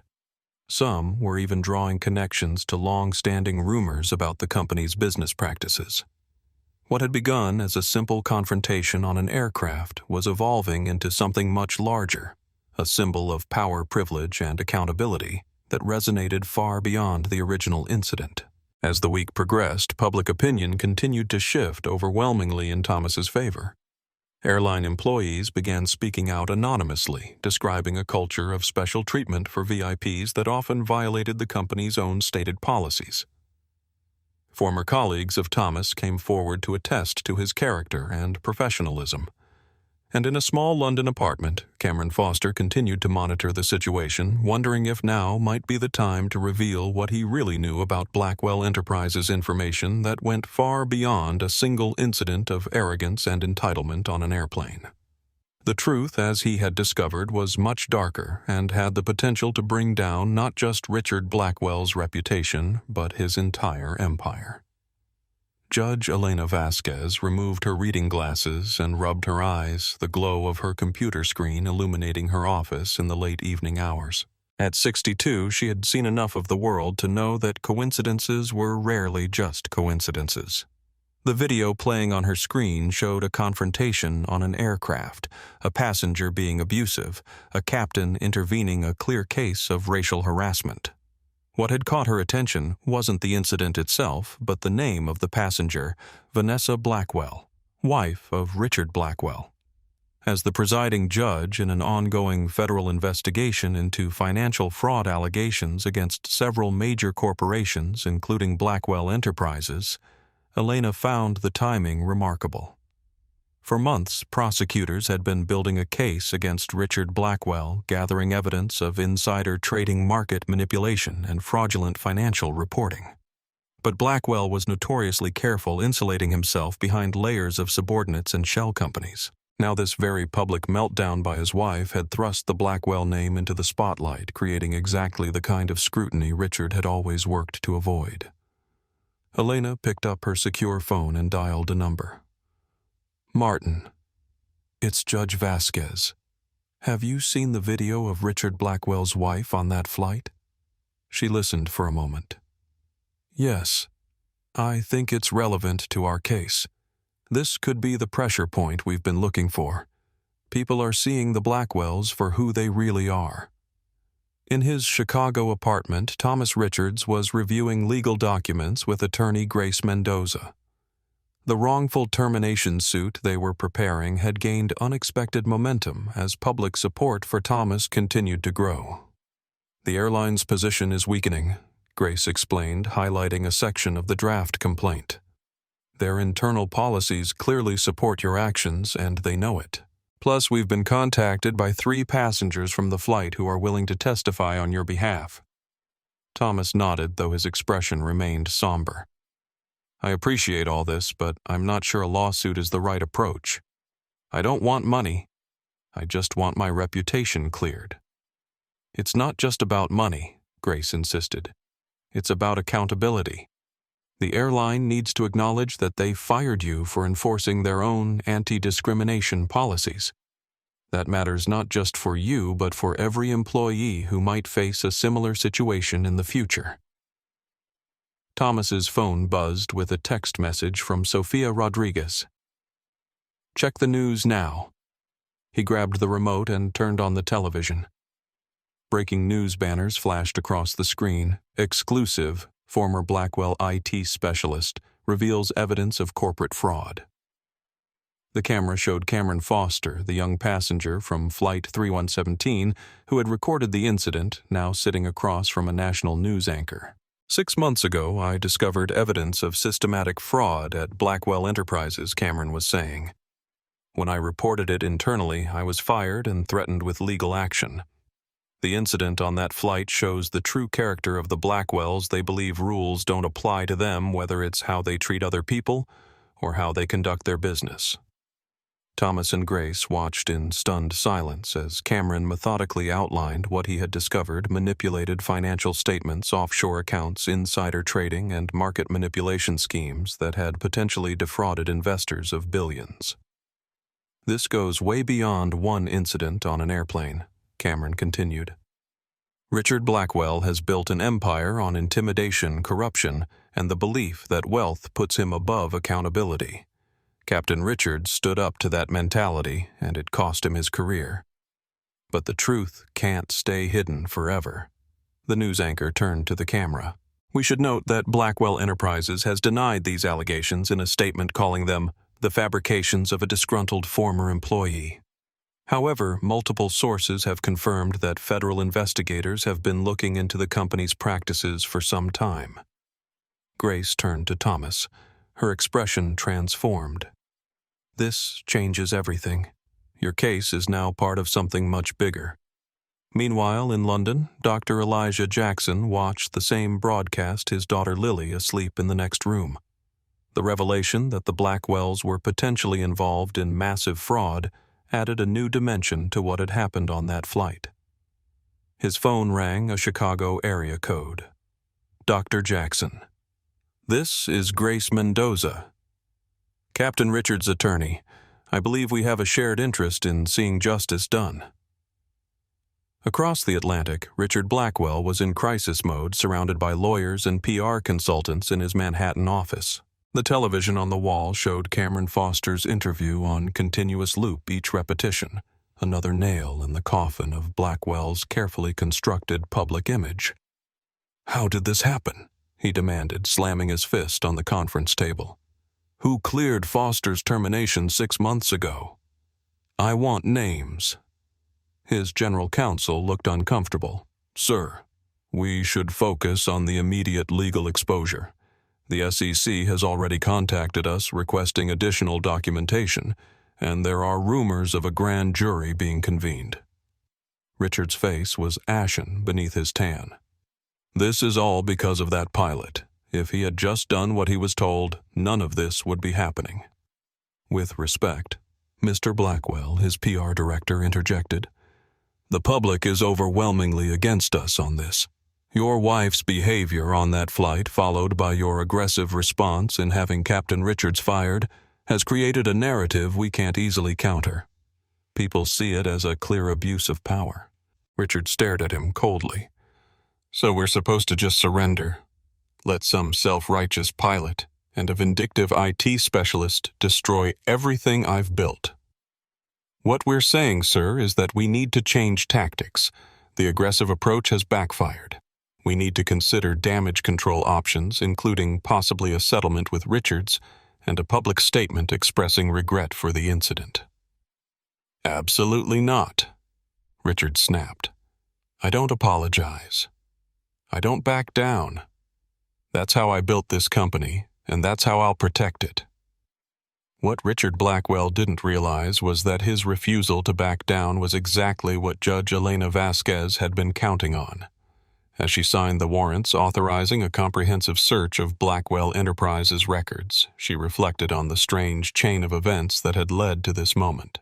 A drop of apple juice on an expensive shoe, a captain who refused to look the other way, a young IT specialist with evidence of fraud, and a powerful man whose arrogance had finally caught up with him. Sometimes justice found its path through the most unexpected channels.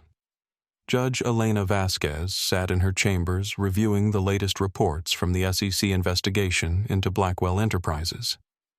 What had begun as a routine financial fraud case had expanded dramatically in the wake of Cameron Foster's public revelations. Now federal investigators were uncovering layers of corruption that extended far beyond what even they had initially suspected. The flight incident was the thread that unraveled everything, remarked Assistant U.S. Attorney Daniel Martinez, seated across from her desk. Once people started looking closely at Blackwell, they couldn't look away. Elena nodded, tapping a document on her desk. This is remarkable. Foster's testimony opened the floodgates. We now have 3 other former Blackwell employees coming forward with corroborating evidence. And the airline situation has become a perfect storm for him, Daniel added. The wrongful termination lawsuit from Captain Richards is generating daily headlines, keeping Blackwell in the public eye in the worst possible way. Have you seen the passenger testimonies? Elena asked. 7 people from that flight have now provided sworn statements about what happened. The consistency is striking. Daniel checked his notes. What's even more interesting is what we found when we started looking into other discrimination complaints involving Blackwell properties and businesses. There's a pattern of similar incidents being covered up. Complaints buried settlements with strict NDAs. A lifetime of behavior coming home to roost, Elena observed. And all because one man refused to look the other way.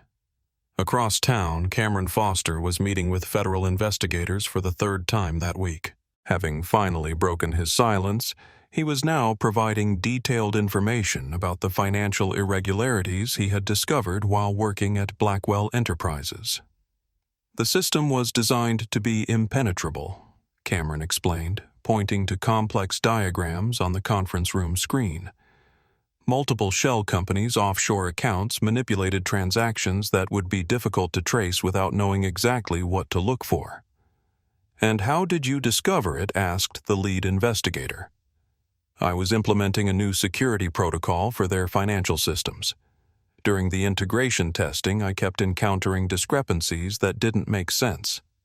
When I dug deeper, I found evidence of fraud going back at least 7 years. Why didn't you report it to authorities immediately? Cameron's expression darkened. I made the mistake of following company protocol, reported it to my supervisor, then to compliance. 2 days later, I was terminated for performance issues and escorted out by security. Then came the threats, legal action, career destruction, the works. They made it very clear what would happen if I spoke up. What changed? Why come forward now? seeing Captain Richard stand up to the Blackwells, watching him lose his career for doing the right thing. It put things in perspective. If he could sacrifice everything on principle, how could I stay silent? Meanwhile, in Chicago, Thomas Richards was meeting with Grace Mendoza in her downtown office, reviewing developments in their case against the airline. The situation has evolved beyond what any of us anticipated, Grace explained, spreading documents across her desk. We've been contacted by Judge Vasquez's office. The FBI wants to speak with you about your interactions with Richard Blackwell. Thomas raised an eyebrow. I barely interacted with him, just that brief phone conversation on the aircraft. It's not about what he said to you directly. It's about establishing a pattern of behavior, how he uses his power and influence to override normal protocols and procedures. Your experience is now evidence in a much larger case.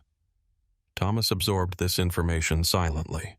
When he had refused to allow Vanessa Blackwell's behavior on his aircraft, he had never imagined it would lead to a federal fraud investigation. Life had strange currents sometimes. There's something else, Grace continued, sliding a folder toward him. Dr. Jackson reached out again. He's coming back to Chicago next week for a medical conference and wants to meet with you. He's also agreed to provide a detailed statement for our case. Thomas opened the folder to find a child's drawing of an airplane with a captain in the cockpit. Below in crayon were the words, Captain Richards, hero, alongside a carefully drawn heart. He felt a tightness in his throat. Lily drew this. Grace explained softly, Doctor. Jackson said she insisted on sending it to you. In his Manhattan office, Richard Blackwell was watching his empire begin to crumble. Major clients were distancing themselves. The company's stock had dropped 20% in 10 days, and the board of directors was calling for an emergency meeting to discuss his leadership. Sir, the FBI just left the Financial Services Division with boxes of documents, his assistant reported nervously. They had search warrants for records going back to 2017. Richard slammed his hand on the desk. Where are my lawyers? Why aren't they stopping this? They said the warrants are ironclad, sir. Judge Vasquez signed them personally. At the mention of Vasquez, Richard's expression changed from anger to something closer to fear. Elena Vasquez had a reputation for meticulous, by-the-book prosecutions and an almost preternatural ability to sense when powerful defendants were hiding evidence. His phone rang the airline's CEO. Richard, we need to talk about your board position. The CEO began without preamble. Given the current situation, the other board members feel it would be appropriate for you to take a leave of absence until these legal matters are resolved. You too. Richard's voice was dangerous. After everything I've done for this airline, you're throwing me overboard because of some social media outrage. It's not just the flight incident anymore, Richard. It's the federal investigation, the stock price impact, the reputational damage. We have a responsibility to our shareholders. I am a shareholder. A major one, which is why you should understand the position we're in. This isn't personal. The hell it isn't. Richard shouted. This is all because of that self-righteous pilot. If you had just handled him quietly like I told you to, none of this would be happening. There was a pause on the line. Richard, I should inform you that this call is being recorded as part of our standard compliance procedures. Richard froze, suddenly aware of how his outburst might sound to investigators. I'll have my resignation letter to you by the end of day, he said stiffly and hung up. As he stared out his office window at the Manhattan skyline, Richard Blackwell faced an unfamiliar sensation, powerlessness. For decades, his wealth and influence had insulated him from consequences, had ensured that rules applied to others, but never to him. All it had taken to begin his undoing was a drop of apple juice, a crying child, and a pilot who refused to be intimidated. The irony was bitter indeed. Across the country, in the modest Chicago apartment that had been his home for 20 years, Thomas Richards sat at his kitchen table with Helen contemplating their uncertain future. Grace thinks the wrongful termination suit could take months, maybe longer, he explained, nursing a cup of coffee. Even with all the public support, these cases move slowly. Helen covered his hand with hers. We'll be okay. We have savings, the house is mostly paid for, and I can pick up extra shifts at the hospital. Thomas nodded, though the weight of their situation wasn't lost on him. At 50, starting over in a new career wouldn't be easy. The airline industry operated like a small village, word traveled fast, and he had made a very powerful enemy. I keep thinking about Lily Jackson, he said after a moment. That little girl who was crying in her father's arms. I wonder if she knows that she helped set all this in motion. Children often do, Helen replied. They see the world as it should be, not as powerful people have arranged it for their own benefit. Thomas's phone buzzed with a text message from Sofia Rodriguez. Just resigned from the airline. They were trying to force me to change my testimony about what happened on the flight. Couldn't do it. Some things matter more than a job. He showed the message to Helen, who shook her head sadly. Another casualty. No, Thomas corrected her. Another person choosing principle over expediency. There's a difference. As evening fell over Chicago, Thomas stepped out onto his small balcony, gazing at the distant lights of O'Hare, where aircraft continued to take off and land without him. For 3 decades, flying had been his life, his identity. Now that was gone, at least temporarily. But something else had taken its place, a conviction that some stands were worth taking, regardless of the cost. In all his years in the cockpit, no decision had felt more right than the one he had made on Flight 317. Whatever came next, he would face it without regret. Thomas Richards adjusted his tie nervously as the makeup artist applied a final touch to his face. The bright lights of the television studio were unlike anything he had experienced before. As a pilot, he had always preferred the anonymity of the cockpit to the spotlight.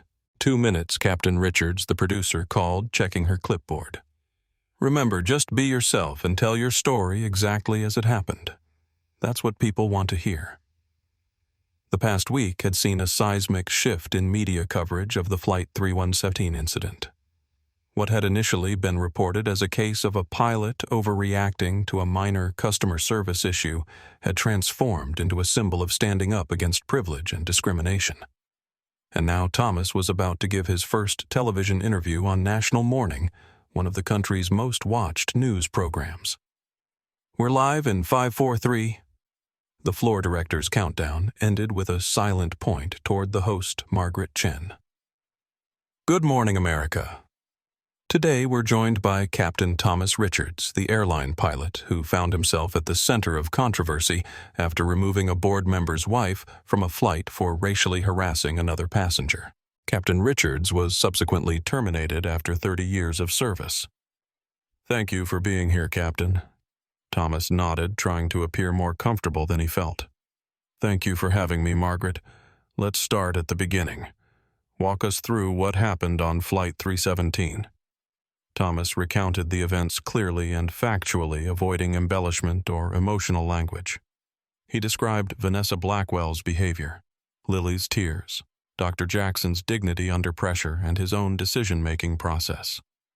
When Mrs. Blackwell refused to apologize for her behavior, I had a choice to make. He explained. I could either uphold the standards of conduct that are supposed to apply to everyone on my aircraft, or I could make an exception because of who she was married to. And you chose to uphold the standards knowing it could cost you your job. In that moment, I wasn't thinking about my job. I was thinking about that little girl crying in her father's arms, and about what message I would be sending if I allowed that kind of behavior to go unchallenged. Margaret leaned forward. Since your termination, we've learned that your record was spotless 30 years without a single disciplinary issue. How did it feel to lose your career over this incident? Thomas paused, considering his words carefully. It felt unjust. But I've never regretted the decision. Some principles are worth standing for even at great personal cost. We should note that the airline has released a statement saying your termination was about failure to follow protocol rather than the specific incident with Mrs. Blackwell. How do you respond to that? I'd point out that removing disruptive passengers who engage in discriminatory behavior is explicitly part of protocol. It's in the airline's own code of conduct. The only protocol I've violated was the unwritten one that powerful people are immune from consequences. The interview continued for 20 minutes with Thomas answering questions with the same calm authority he had displayed in the cockpit for decades. By the time it concluded, social media was erupting with support, the hashtag #ICaptainRichards trending again. In London, Dr. Elijah Jackson watched the interview on his tablet while taking a break between surgeries. Seeing Thomas articulate what had happened with such clarity brought back the mix of emotions he had felt that day, the humiliation, the anger, and then the profound gratitude when Thomas had stood up for him and Lily. He texted a simple message to Thomas. "Thank you for continuing to tell the truth. Lily and I are forever grateful." The interview marked a turning point in public perception. Throughout the day, other news outlets picked up the story, many conducting their own investigations into the incident and the Blackwells' history. By evening, a financial news network was running a special report titled "The Blackwell Empire Built on Sand." The program detailed not only the flight incident, but also the expanding federal investigation into Blackwell Enterprises, featuring interviews with financial experts and former employees. What began as a confrontation on an airplane has exposed what appears to be years of questionable business practices, the anchor explained. Federal investigators are now examining allegations of securities fraud, market manipulation, and financial misreporting that could amount to billions in investor damages. In her judicial chambers, Judge Elena Vasquez watched the coverage with interest.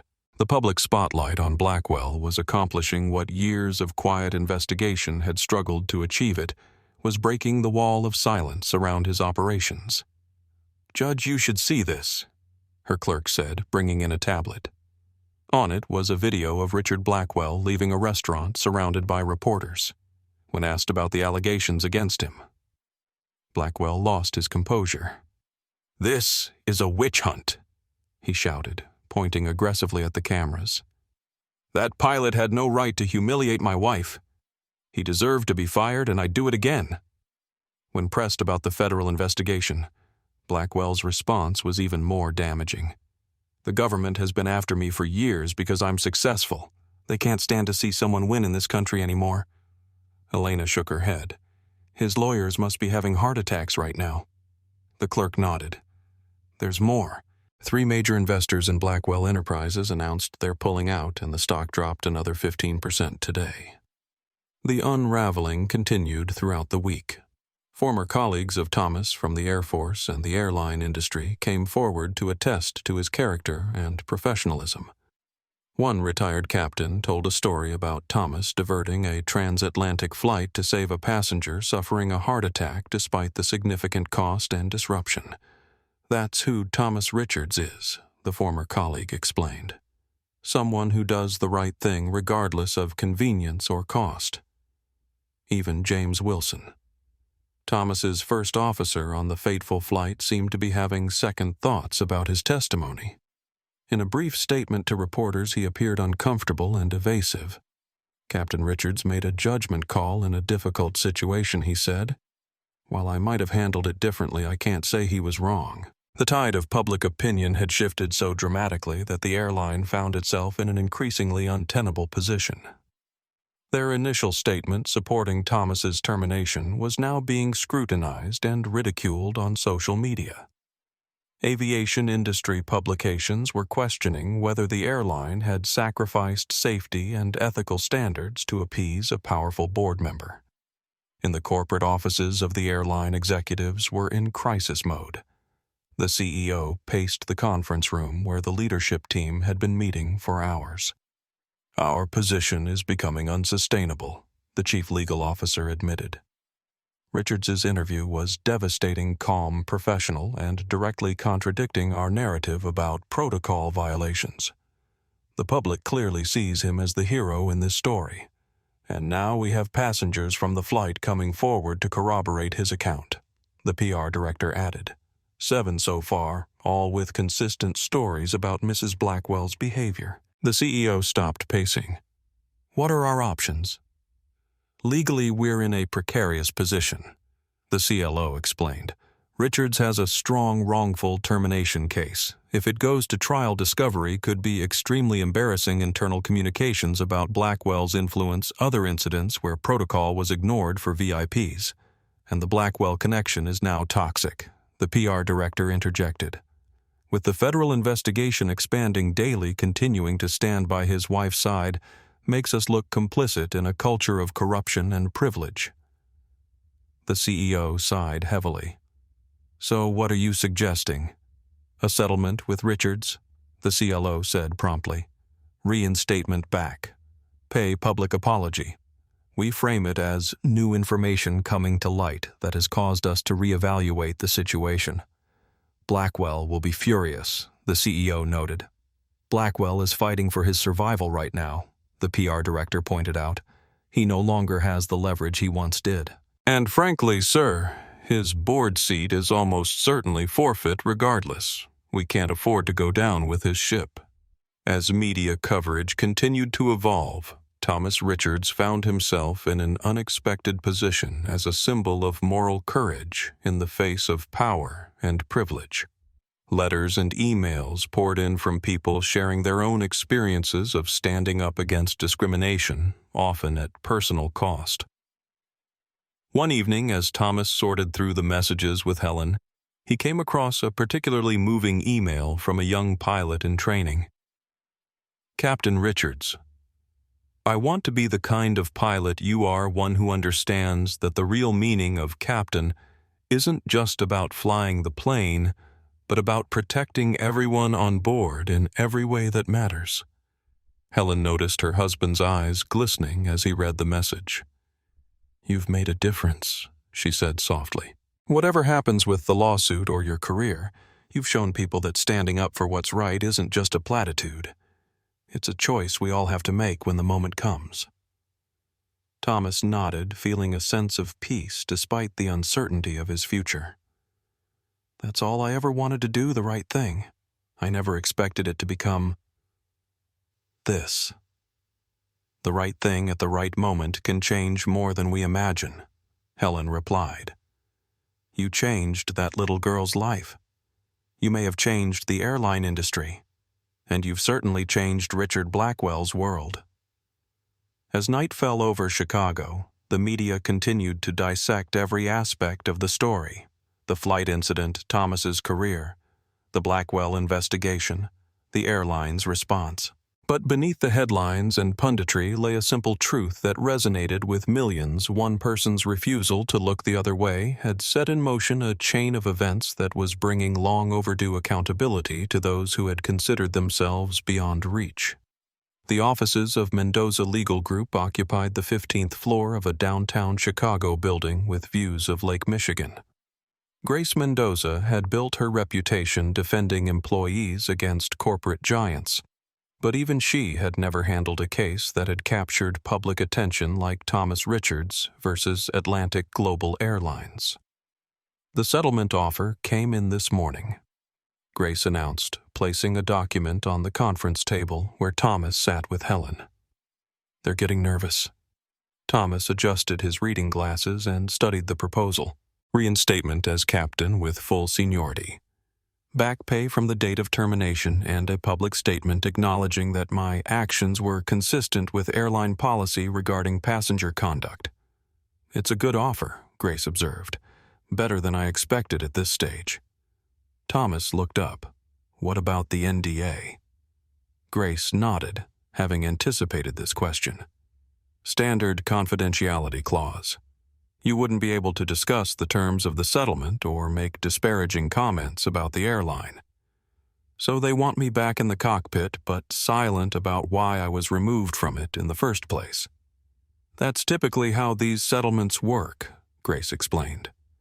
They're willing to make things right financially and professionally, but they want to control the narrative going forward. Helen squeezed her husband's hand. What are you thinking? Thomas removed his glasses, rubbing the bridge of his nose. I'm thinking that this was never about getting my job back. It was about standing up for what's right. How does accepting this settlement and then staying silent about what happened serve that principle? Grace leaned forward. Thomas, I understand your hesitation, but consider what you've already accomplished. The story is out there. Millions have seen the videos, read the articles, heard your interview. The airline is clearly acknowledging they were wrong even if they're not saying it explicitly. And you'd be back doing what you love. Thomas stood and walked to the window, gazing out at the lake. What about Dr. Jackson and Lily? What message does it send to them if I take the money and go quiet? You could still maintain personal relationships, Grace pointed out. The NDA covers public statements, not private ones. Thomas turned back to face them. And what about all those people who've written to me saying that my stand inspired them, the young pilots who said they want to follow my example? Helen joined him at the window. Maybe the example isn't just about refusing to back down. Maybe sometimes it's also about knowing when you've made your point and can move forward. As they deliberated, Grace's assistant knocked and entered. Excuse me, but there's a Judge Vasquez on the line. She says it's important. Grace frowned. Elena Vasquez, the federal judge handling the Blackwell investigation. She took the call on speakerphone. Judge Vasquez, this is Grace Mendoza with Thomas Richards present. Thank you for taking my call. The judge's voice was clear and authoritative. Captain Richards, I wanted to speak with you directly. My office has been following your case closely as it intersects with our investigation into Blackwell Enterprises. I understand, Your Honor, Thomas replied. I've received information that the airline has offered you a settlement. While I cannot advise you on whether to accept it, I want you to be aware that we've issued subpoenas for testimony from all key figures involved in the Flight 317 incident. Regardless of any private settlement, we will need your testimony for our case against Richard Blackwell. Thomas and Grace exchanged glances. What exactly are you investigating? Judge Grace asked carefully. Beyond the financial fraud allegations that are already public, we've uncovered evidence suggesting that Richard Blackwell has a history of using his position to influence company policies and practices in ways that may constitute corporate governance violations. Your incident appears to be part of a pattern, I see, Thomas said. And my testimony would be about my direct interactions with Blackwell during the flight incident.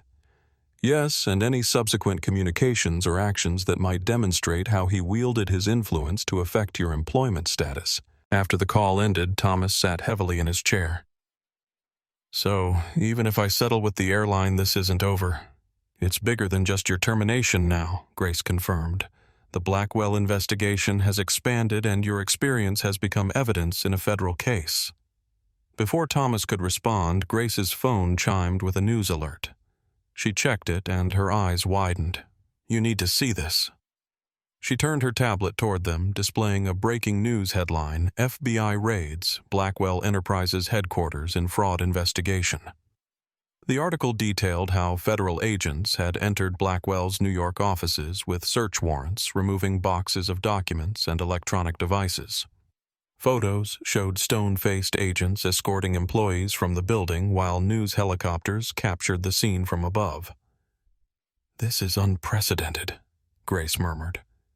They must have substantial evidence to take such a public action against a company of this size. Thomas stared at the images, a complex mix of emotions washing over him. He had never set out to bring down Richard Blackwell or his company.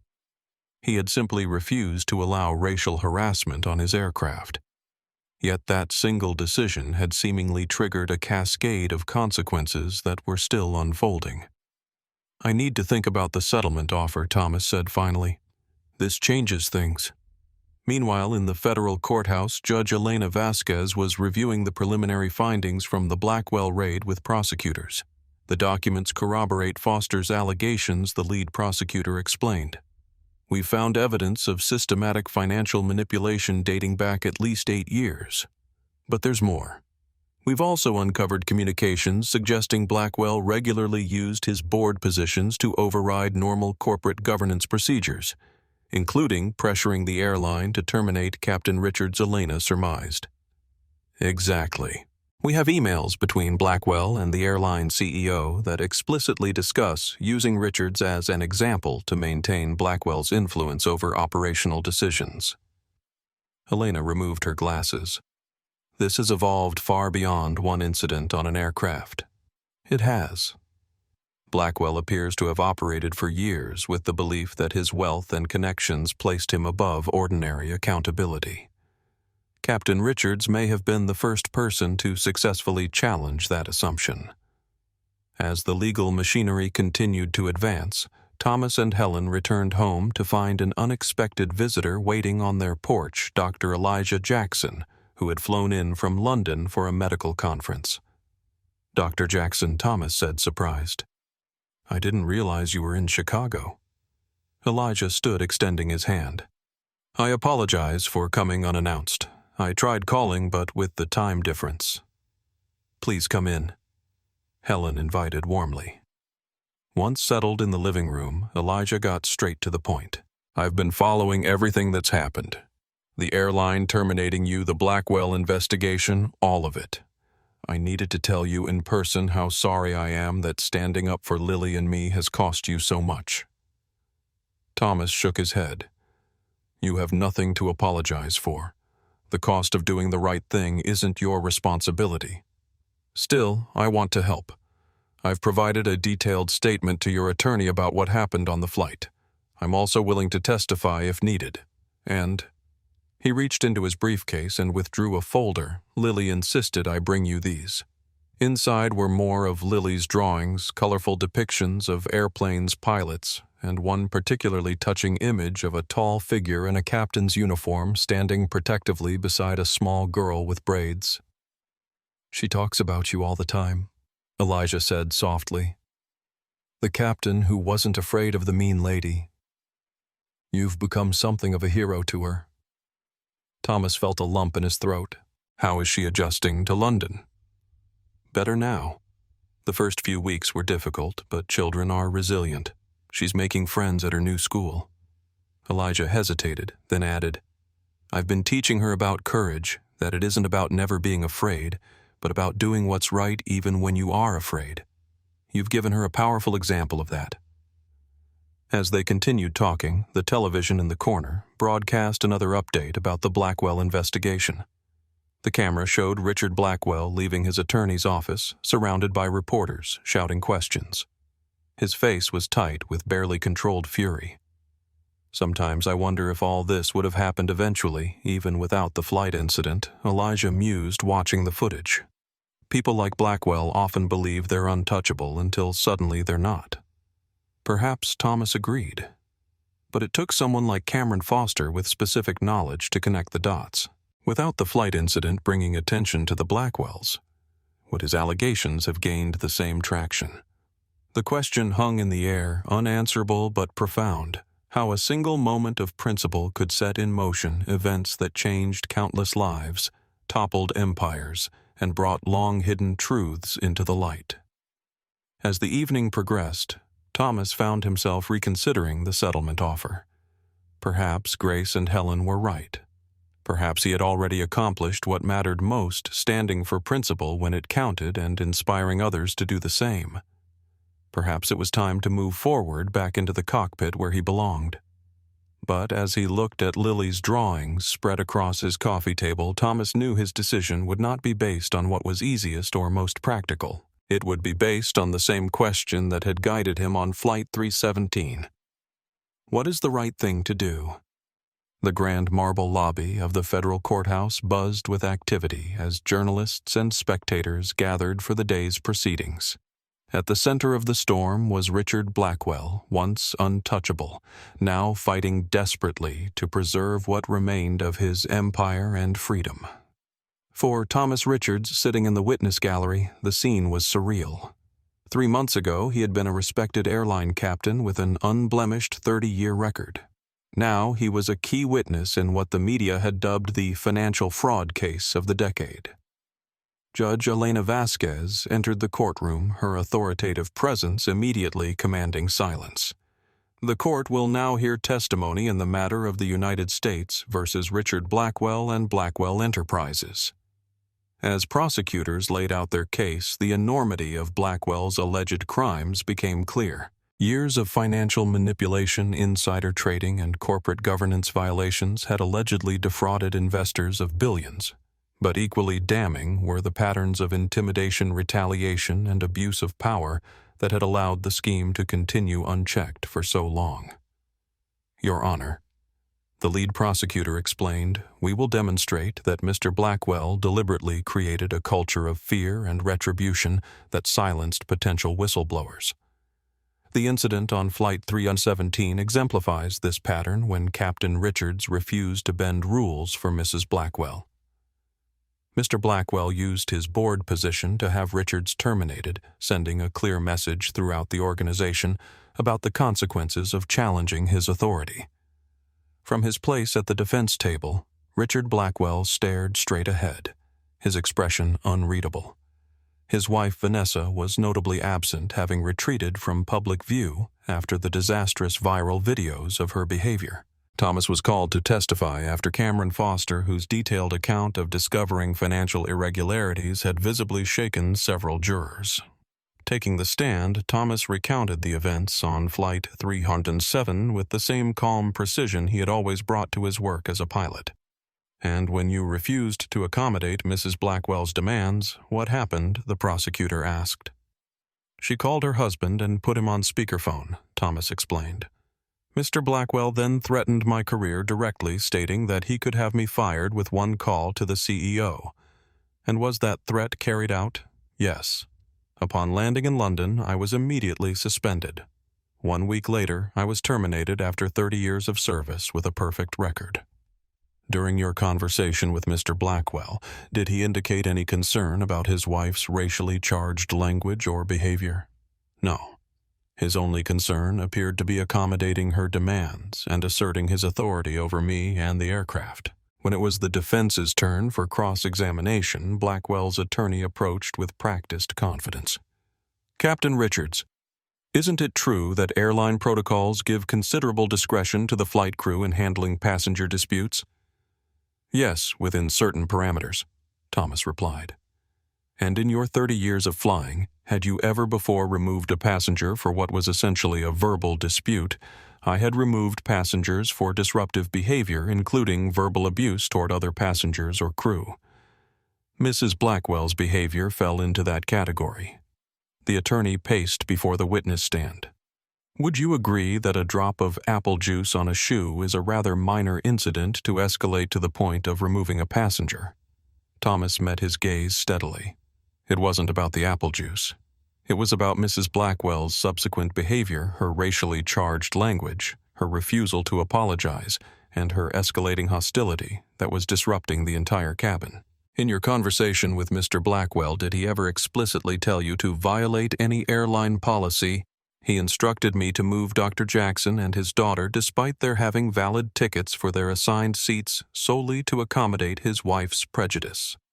That would have violated our non-discrimination policies.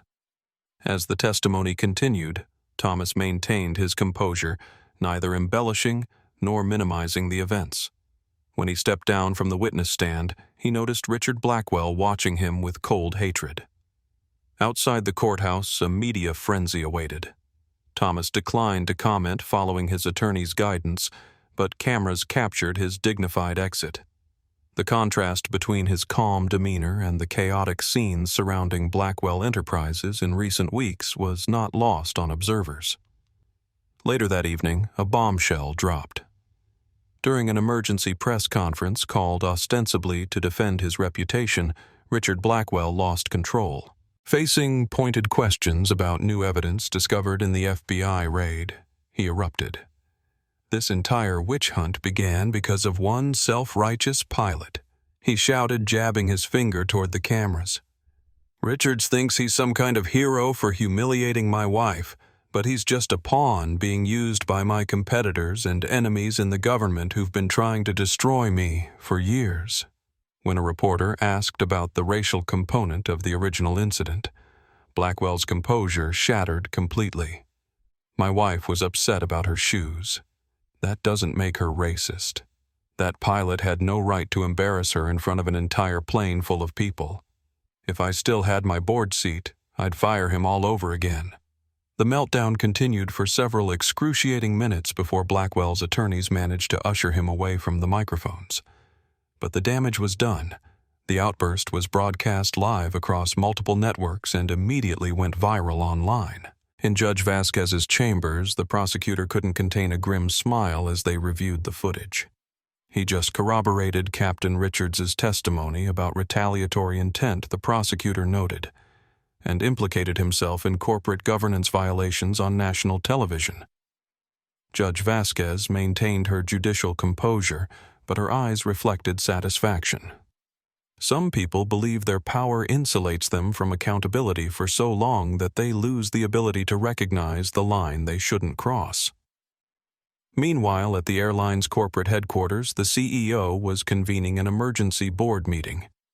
The television in the conference room replayed Blackwell's meltdown on mute as executives exchanged concerned glances. "This changes our position significantly," the chief legal officer advised. Blackwell just publicly admitted to using his board influence to have Richards terminated as retaliation. That's textbook wrongful termination. And he did it right in the middle of our settlement negotiations, the CEO added, rubbing his temples. Richards's attorney will use this to demand much more favorable terms. "Sir, I think we need to consider more than just the legal implications," the newly appointed chief ethics officer interjected.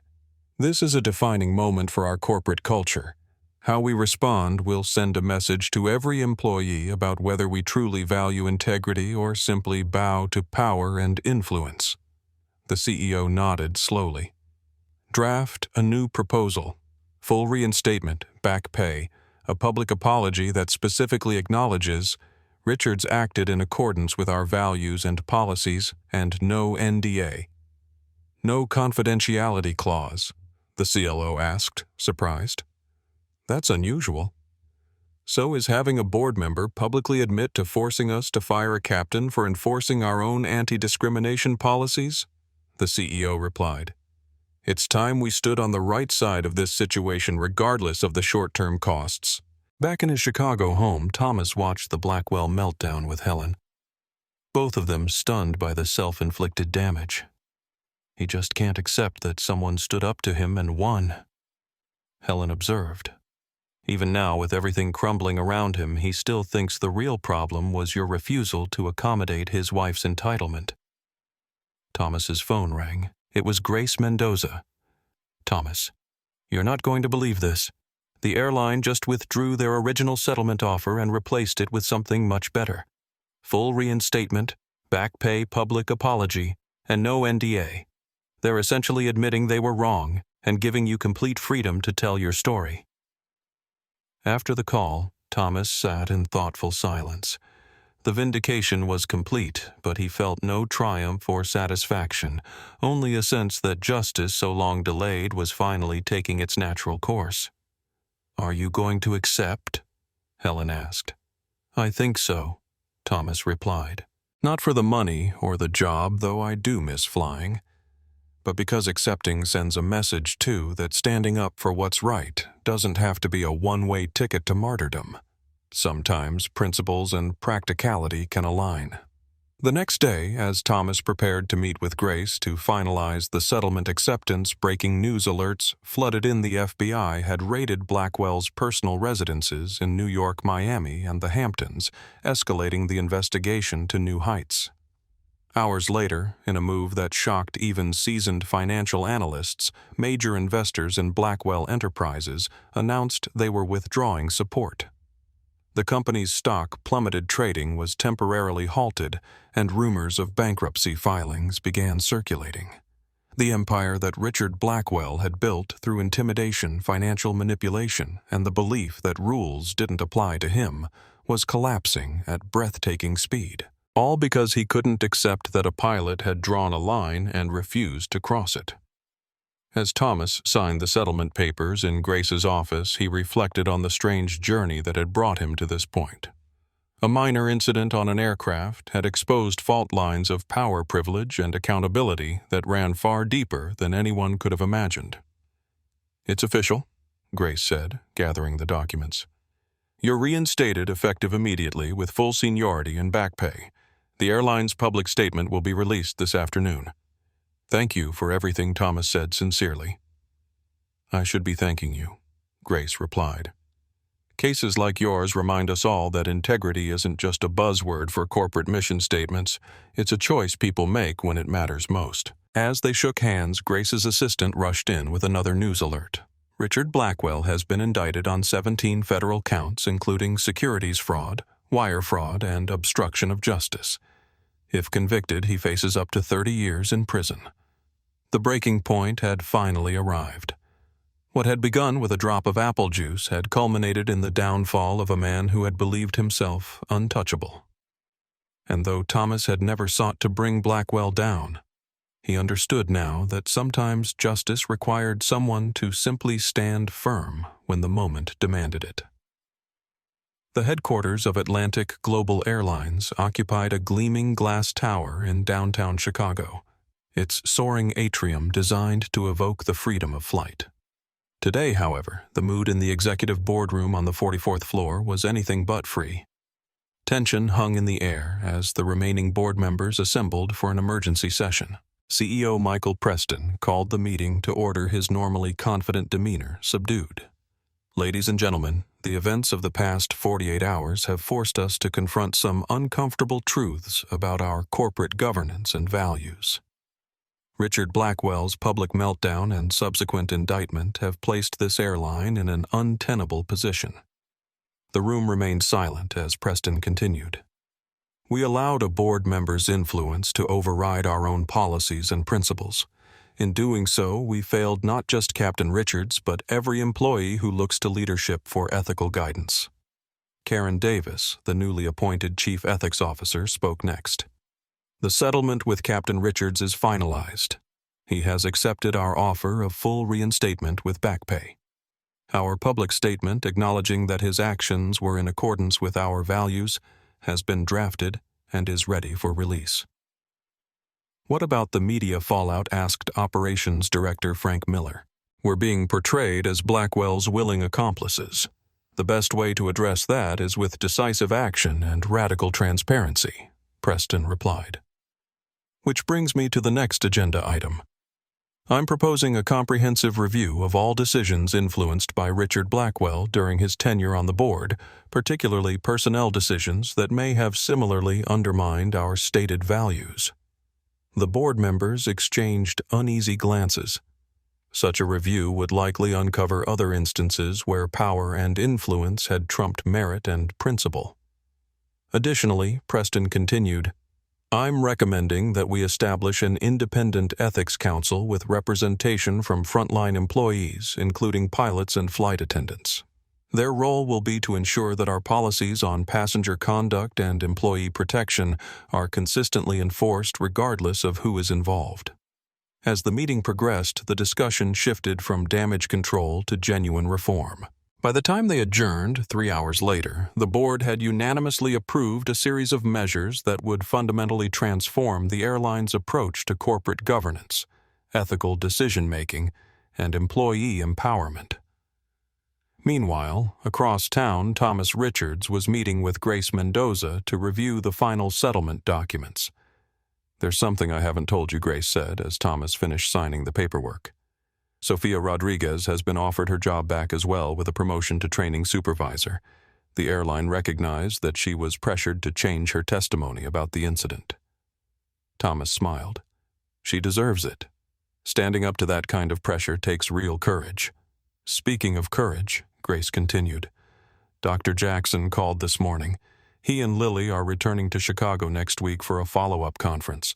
He asked if you'd be willing to meet them. Of course, Thomas replied without hesitation. I'd like that very much. Later that afternoon, Thomas drove to the Flight Operations Center at O'Hare, where he would begin the process of recertification before returning to active flying status. As he walked through the familiar corridors, he noticed the subtle shift in how colleagues regarded him. Nods of respect, handshakes offered with genuine warmth, whispered words of support. In the pilot's briefing room, he encountered James Wilson for the first time since the disciplinary hearing. The younger pilot froze when he saw Thomas, conflict evident in his expression. Captain Richards. James acknowledged stiffly. I heard about your reinstatement. First Officer Wilson, Thomas replied evenly. An uncomfortable silence stretched between them. Finally, James spoke again, his voice lower. I want you to know that what I said at the hearing, I was afraid for my job, for my family's security. I understand fear, Thomas said, but understanding it doesn't make it a justification. No, it doesn't. James looked away. I've been reassigned to regional routes. Smaller aircraft, shorter flights. A demotion in all but name. Thomas studied the younger man. What will you do? Accept it. Learn from it. James met Thomas's gaze directly for the first time. Do better next time. Thomas nodded once. That's all any of us can do. He turned to leave, then paused. The real test of character isn't avoiding mistakes, James. It's what you do after you make them. As Thomas continued through the operations center, he was stopped by the chief pilot, David Anderson. Welcome back, Thomas Anderson said, extending his hand. We've scheduled your recertification flights for next week. The airline is eager to have you back in the air. Thank you, David. It feels good to be back. Anderson hesitated, then added in a lower voice, For what it's worth, many of us disagreed with your termination. We just didn't speak up loudly enough. That's changing now. The airline's public statement was released at 4 p.m., perfectly timed for the evening news cycle. Atlantic Global Airlines acknowledges that Captain Thomas Richards acted in accordance with our core values and established protocols during the incident on Flight 3117. His commitment to ensuring that all passengers are treated with dignity and respect regardless of their status or connections exemplifies the highest standards of professionalism that we expect from our employees. We deeply regret the manner in which this situation was handled and are implementing comprehensive reforms to ensure that such an injustice is never repeated. The statement made headlines across national media not for its careful corporate language, but for what it represented: a major corporation publicly admitting it had sacrificed principle for power and committing to change. That evening, as Thomas and Helen watched the coverage of the airline's statement alongside updates on the expanding Blackwell investigation, Thomas received a text message from Sophia Rodriguez. Justice doesn't always fly direct, but it eventually reaches its destination. Welcome back, Captain. For the first time in months, Thomas fell asleep with a sense of peace. The principles he had stood for had been vindicated not just personally, but on a scale he could never have imagined when he made that fateful decision on Flight 317. As he drifted off, he found himself thinking not of Richard Blackwell's downfall or his own reinstatement, but of a little girl's drawing of a pilot standing tall, protecting those in his care, the simplest and most profound understanding of what his job had always truly been about. 6 months after Thomas Richards's reinstatement, the changes at Atlantic Global Airlines had extended far beyond a single captain's return to the cockpit. The airline had emerged from the Blackwell scandal transformed not just in policy, but in culture. Thomas stood before a group of 30 new flight attendants in the company's training facility. Behind him, a presentation slide displayed the airline's revised passenger conduct policy. The authority you're granted isn't arbitrary, Thomas explained to the attentive trainees. It's rooted in a fundamental principle: every person on that aircraft deserves to be treated with dignity and respect. Your job isn't just to serve drinks and demonstrate safety features. It's to help maintain an environment where that principle is upheld. At the back of the room, Sofia Rodriguez watched with quiet satisfaction. In her new role as training supervisor, she had personally requested that Thomas be involved in developing the airline's enhanced anti-discrimination protocols. "Captain Richard speaks from experience," Sofia added, stepping forward. 6 months ago, he lost his job for enforcing these exact principles. Today, those same principles are being woven into the fabric of our company culture. After the session concluded, Thomas and Sofia walked together toward the operations center. "The new hires are impressive," Thomas observed. "More diverse than I can remember seeing before. The airline has been very deliberate about broadening its recruitment strategies," Sofia replied. "And applications have increased significantly since the policy changes were publicized. People want to work for a company that stands for something." At the operations center, they parted ways, Sofia to her next training session, Thomas to prepare for his afternoon flight to London. The route held special significance for him, now being the same one where the confrontation with Vanessa Blackwell had occurred. As Thomas reviewed the flight plan, CEO Michael Preston appeared in the doorway. "Captain Richards got a minute?" "Of course, sir." Preston closed the door behind him. "I wanted to personally update you on our progress. The Independent Ethics Council has completed its review of Blackwell-influenced decisions. We've identified 7 other employees who were unfairly terminated or demoted due to his interference. All have been offered reinstatement or appropriate compensation." Thomas nodded. "That's good to hear. Additionally, our new board members have unanimously approved the Richards Protocol, a formal procedure ensuring that no passenger, regardless of status, is exempt from our conduct policies." Preston smiled slightly. "Having your name attached to the policy sent a powerful message throughout the organization. I appreciate that, sir, though I never sought to become the face of corporate reform. Sometimes leadership finds us rather than the other way around," Preston observed. The quarterly employee survey results came in yesterday. Trust in senior management is up 28%. Employees specifically cited the handling of your case and the subsequent reforms as evidence that the company has changed. After Preston left, Thomas completed his flight preparations with his customary thoroughness. As he walked through the terminal toward his gate, he passed a newsstand where financial magazines displayed cover stories about the ongoing Blackwell saga. The most recent developments had been dramatic. Following his indictment on 17 federal counts, Richard Blackwell had attempted to flee the country on a private jet, only to be apprehended at a small airfield in New Jersey. The attempted flight had nullified his bail arrangement, landing him in federal custody pending trial. Blackwell Enterprises, once a financial powerhouse, had filed for bankruptcy protection as investors fled and assets were frozen by court order. The corporate headquarters that had once dominated the Manhattan skyline now stood half empty, its remaining employees updating resumes as they awaited the inevitable layoffs. Vanessa Blackwell had filed for divorce, her legal team working to distance her from her husband's financial crimes, even as she faced her own social ostracism. The designer clothes and exclusive social circles that had once defined her existence had given way to legal consultations and closed curtains. At Gate 17, Thomas's crew was waiting. His new first officer, Diana Martinez, greeted him with a crisp salute.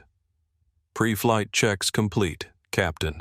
Weather en route looks good, though we're expecting some turbulence over the Atlantic. Thank you, First Officer Martinez. Let's do our walkthrough." As they moved through the cabin, Thomas noted the new placards near the emergency exits quietly outlining the airline's passenger conduct expectations.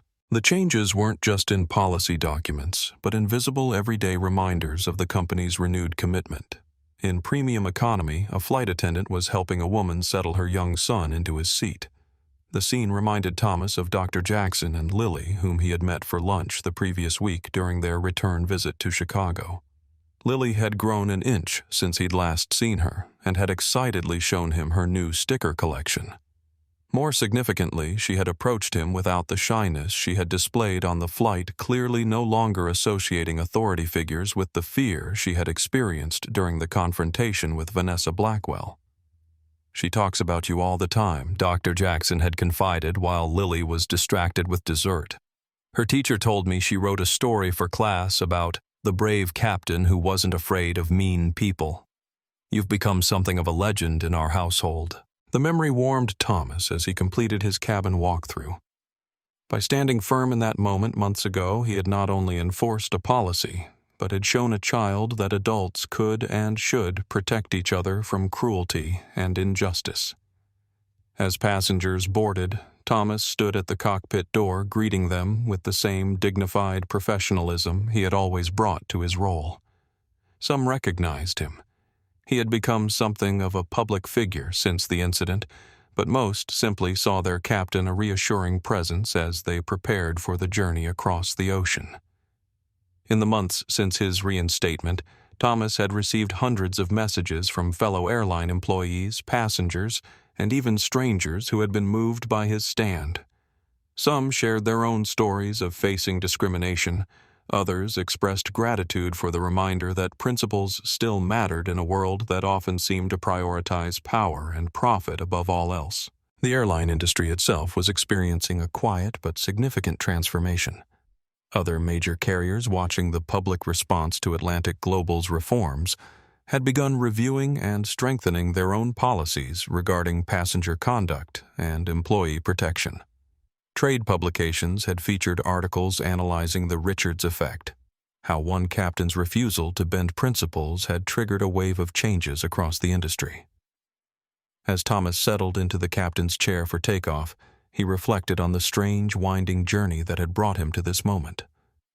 He had never sought to become a symbol or to bring down a powerful man's empire. He had simply made the choice that his conscience demanded when faced with injustice.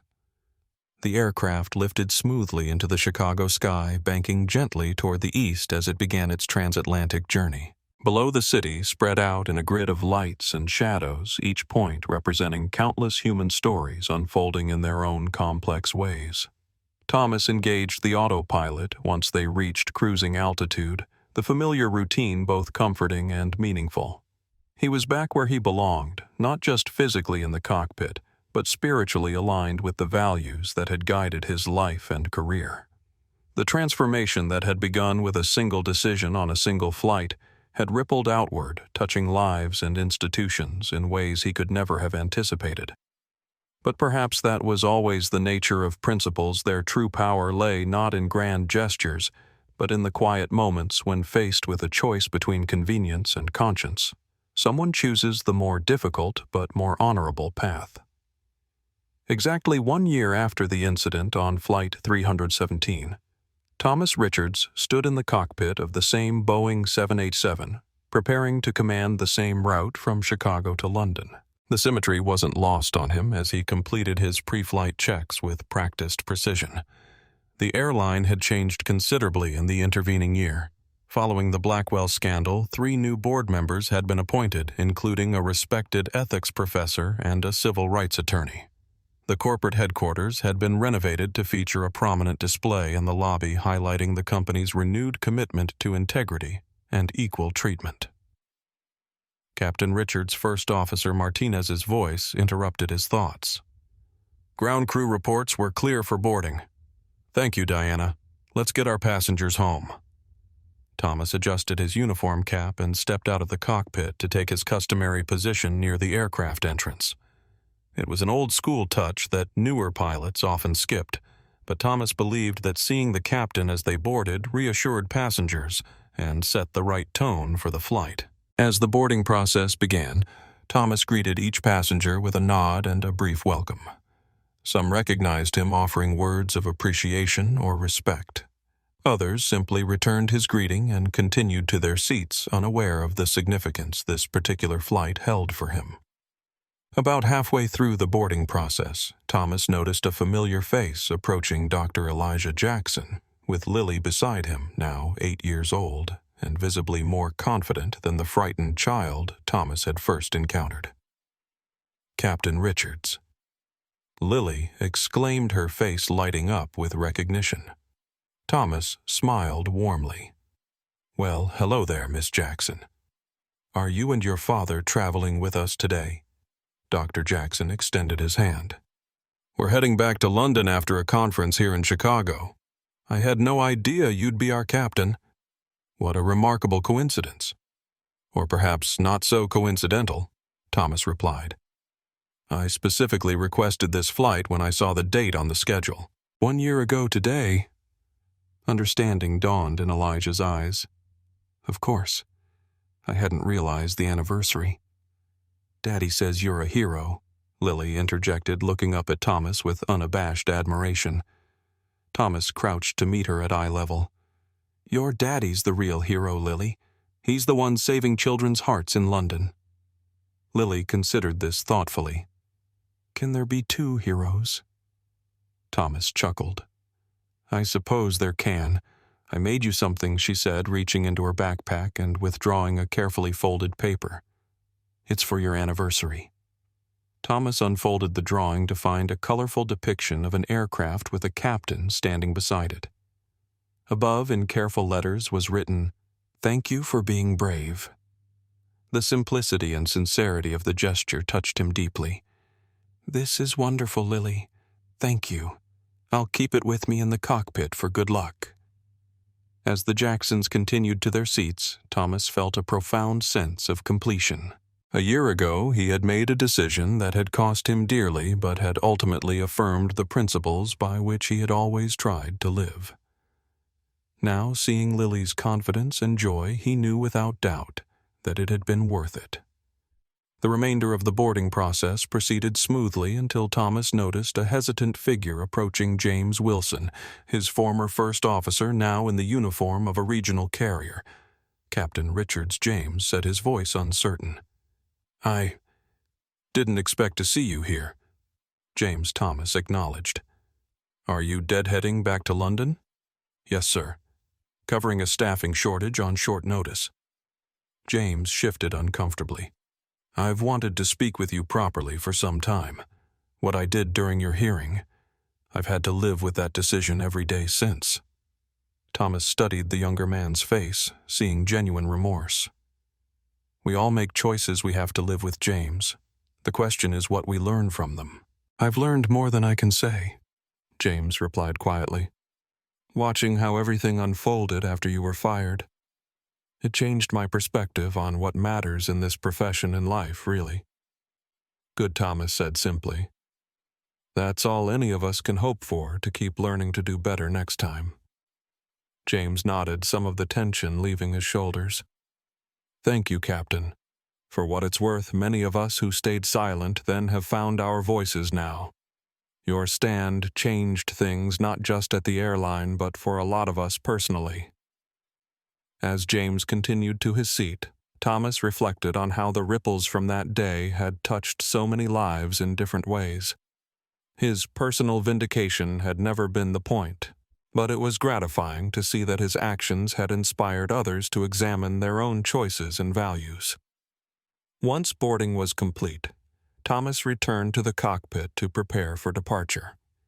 Diana had already begun the pre-flight sequence, her movements efficient and precise. "Everything all right, Captain?" she asked, noting his contemplative expression. "Just reflecting," Thomas replied. "It's been exactly 1 year since the incident that led to my termination and reinstatement." Diana nodded. "I remember following the story. It's part of why I requested a transfer to this base to fly with you specifically. What you did, it mattered to a lot of us." Thomas was touched by the admission. He hadn't realized that his actions had influenced other pilots' career decisions. As they taxied toward the runway, Thomas made his customary announcement to the passengers. His voice, warm and authoritative, filled the cabin. "Ladies and gentlemen, this is Captain Richards. We're third in line for takeoff and should be airborne in approximately 10 minutes. Our flying time to London Heathrow will be 7 hours and 15 minutes. We're expecting clear skies for most of our journey with some light turbulence as we approach the British Isles. My first officer, Diana Martinez, and I, along with our cabin crew, are committed to making your flight as comfortable and pleasant as possible. Welcome aboard Flight 317. The familiarity of the routine was comforting, but there was a deeper resonance to the words now. The commitment to passenger comfort and safety had taken on additional layers of meaning in the wake of everything that had happened. As the Boeing 787 accelerated down the runway and lifted into the evening sky, Thomas felt the familiar surge of exhilaration that had drawn him to flying 3 decades earlier. The weight and responsibility of guiding hundreds of lives safely across an ocean remained as profound as ever. But now it was complemented by an awareness of the broader impact his actions could have. Somewhere behind him in the cabin, Lily Jackson was probably watching the ascent with wonder, her father beside her. James Wilson was perhaps reflecting on his own journey of regret and growth. And countless other passengers, each with their own stories and challenges, were trusting him to deliver them safely to their destination. It was Thomas realized everything he had ever wanted from his career, not just the technical mastery of flight, but the deeper purpose of creating a space where every person was protected, respected, and valued equally.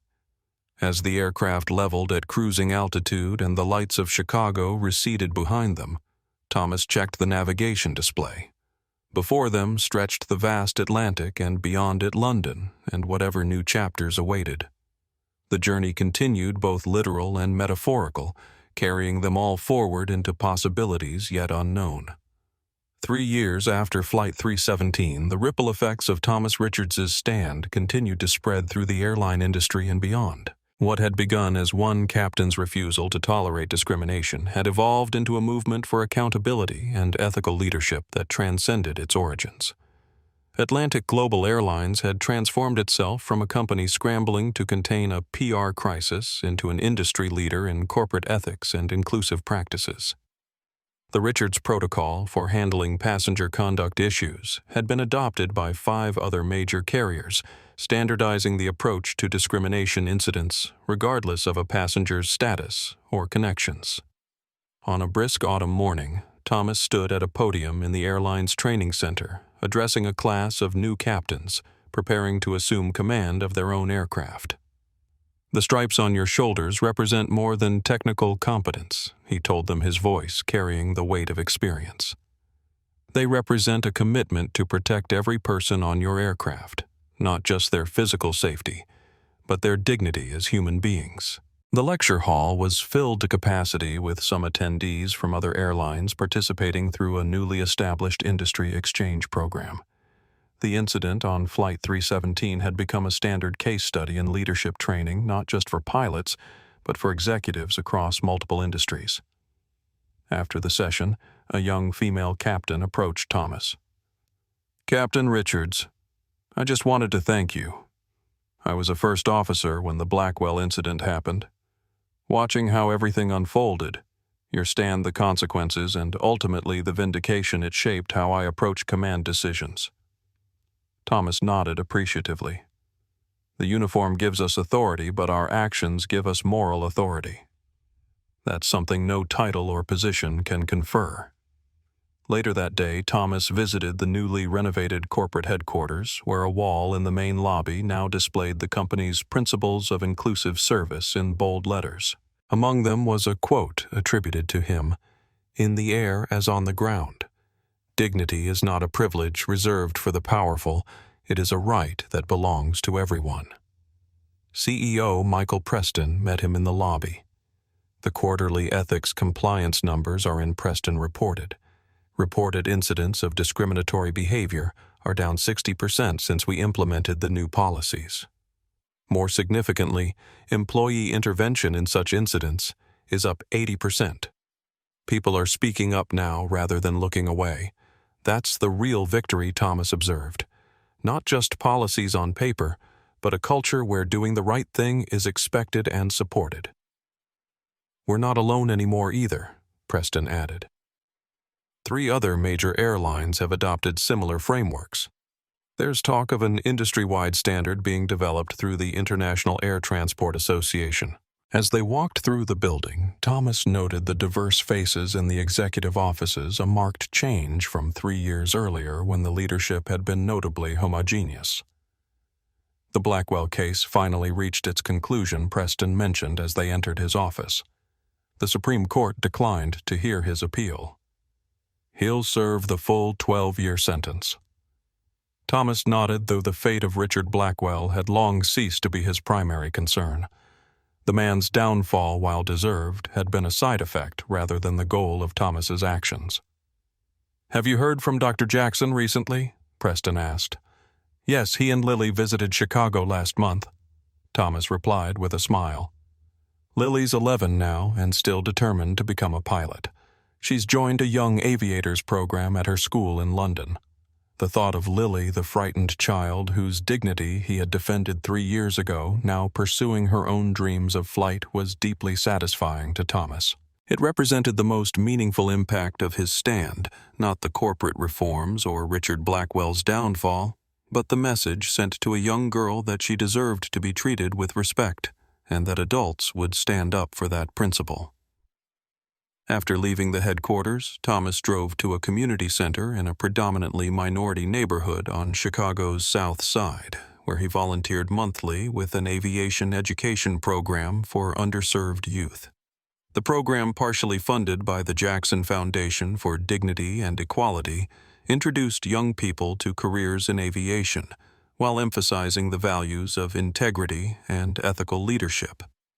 Today, he was joined by a special guest, Sophia Rodriguez, who had risen to become Atlantic Global's Director of Cabin Crew Training after her courageous testimony in support of Thomas during the investigation. "They're so excited to meet you," Sophia told him as they entered the classroom where 20 teenagers waited, especially since the documentary aired last month. The PBS documentary Principles in the Sky had chronicled the Flight 317 incident and its aftermath, becoming an unexpected hit and sparking national conversations about corporate accountability and moral courage in leadership positions. For 2 hours, Thomas and Sophia shared their experiences and answered questions from the students about flying about, standing up for what's right, and about navigating challenges in predominantly white industries. "Were you scared when you decided to kick Mrs. Blackwell off the plane?" one young woman asked. "Not scared," Thomas replied thoughtfully. "Concerned, certainly. I knew there could be consequences. But sometimes the right decision isn't the one that's best for your career. It's the one that lets you face yourself in the mirror the next morning." Afterward, as they walked to their cars, Sophia mentioned James Wilson contacted me last week. He's been recommended for a captain position at his regional airline. Thomas raised an eyebrow. After everything that happened. Apparently he's been quite vocal about the lessons he learned from the Blackwell incident. Uses his own mistakes as a teaching tool for new pilots on the importance of moral courage. Sophia paused. "People can grow, I suppose. That's what we hope for," Thomas agreed. "Not just better policies, but better people making those policies." That evening, as Thomas arrived home, he found a package waiting on his doorstep. Inside was a framed photograph of Lily Jackson sitting in the captain's seat of a flight simulator, grinning broadly beneath a borrowed captain's hat. A note from Elijah accompanied it. "She hasn't wavered in her career plans. Your impact continues. With eternal gratitude." Elijah. Thomas placed the photo on his desk beside the original drawing Lily had given him 3 years ago on the anniversary flight. The contrast between the frightened child of that first encounter and the confident young person pursuing her dreams was perhaps the most profound measure of the change that had been set in motion that day. Later, as he prepared for his flight to Tokyo the next morning, Thomas reflected on the strange winding journey that had brought him here.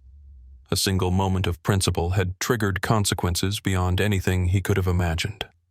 Corporate reforms, legal investigations, cultural shifts, and most meaningfully, the individual lives touched and changed along the way. He had never set out to be a symbol or to create a movement. He had simply made the choice his conscience demanded when confronted with injustice. And perhaps that was the most important lesson of all, that change often begins not with grand strategies or noble intentions, but with one person in one moment simply refusing to look away when principle is at stake. The call for dignity and respect that had been issued on Flight 3117 continued to echo, carried forward by countless others who had found their own voices and courage through his example. And while Thomas Richards had returned to the cockpit, he loved the true legacy of his stand was flying far beyond any destination he had ever charted. Welcome aboard indeed. And that's the story of Flight 3117, the day Captain Thomas Richards chose integrity over convenience and changed an entire industry in the process. When Thomas refused to allow Vanessa Blackwell's racist behavior on his aircraft, he couldn't have known that his decision would topple a corrupt financial empire, transform airline policies, and inspire countless others to find their own courage. He simply knew that in that crucial moment he had to stand for what was right. What would you have done in his position? Would you have risked your career of 30 years to defend a stranger's dignity? Or would you have looked the other way to protect your livelihood? These aren't easy questions, and there's no shame in acknowledging how difficult such choices can be. The power of Thomas's story lies not just in his initial decision, but in how that single moment of principle created ripples that continued to spread long after Flight 317 landed. One person's courage inspired others to find their voice. Dr. Jackson established a foundation. Sophia Rodriguez rose to leadership.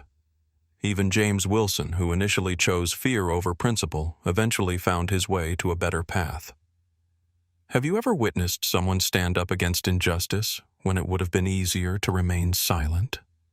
Maybe you've been that person yourself, facing consequences for doing what you believed was right.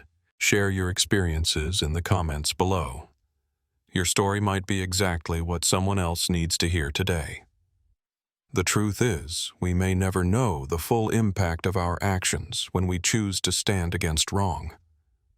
Thomas didn't set out to bring down Richard Blackwell or create industry-wide reforms. He simply refused to let a child be humiliated on his aircraft. Yet that decision created a chain reaction that brought long overdue accountability to those who had considered themselves beyond reach. If this story moved you, please hit that like button and share it with someone who needs a reminder that one person's principles can still matter in today's world. Subscribe to our channel for more powerful true stories of justice served and lives transformed. And remember Thomas's words to the young pilots he mentored: "The uniform gives us authority, but our actions give us moral authority."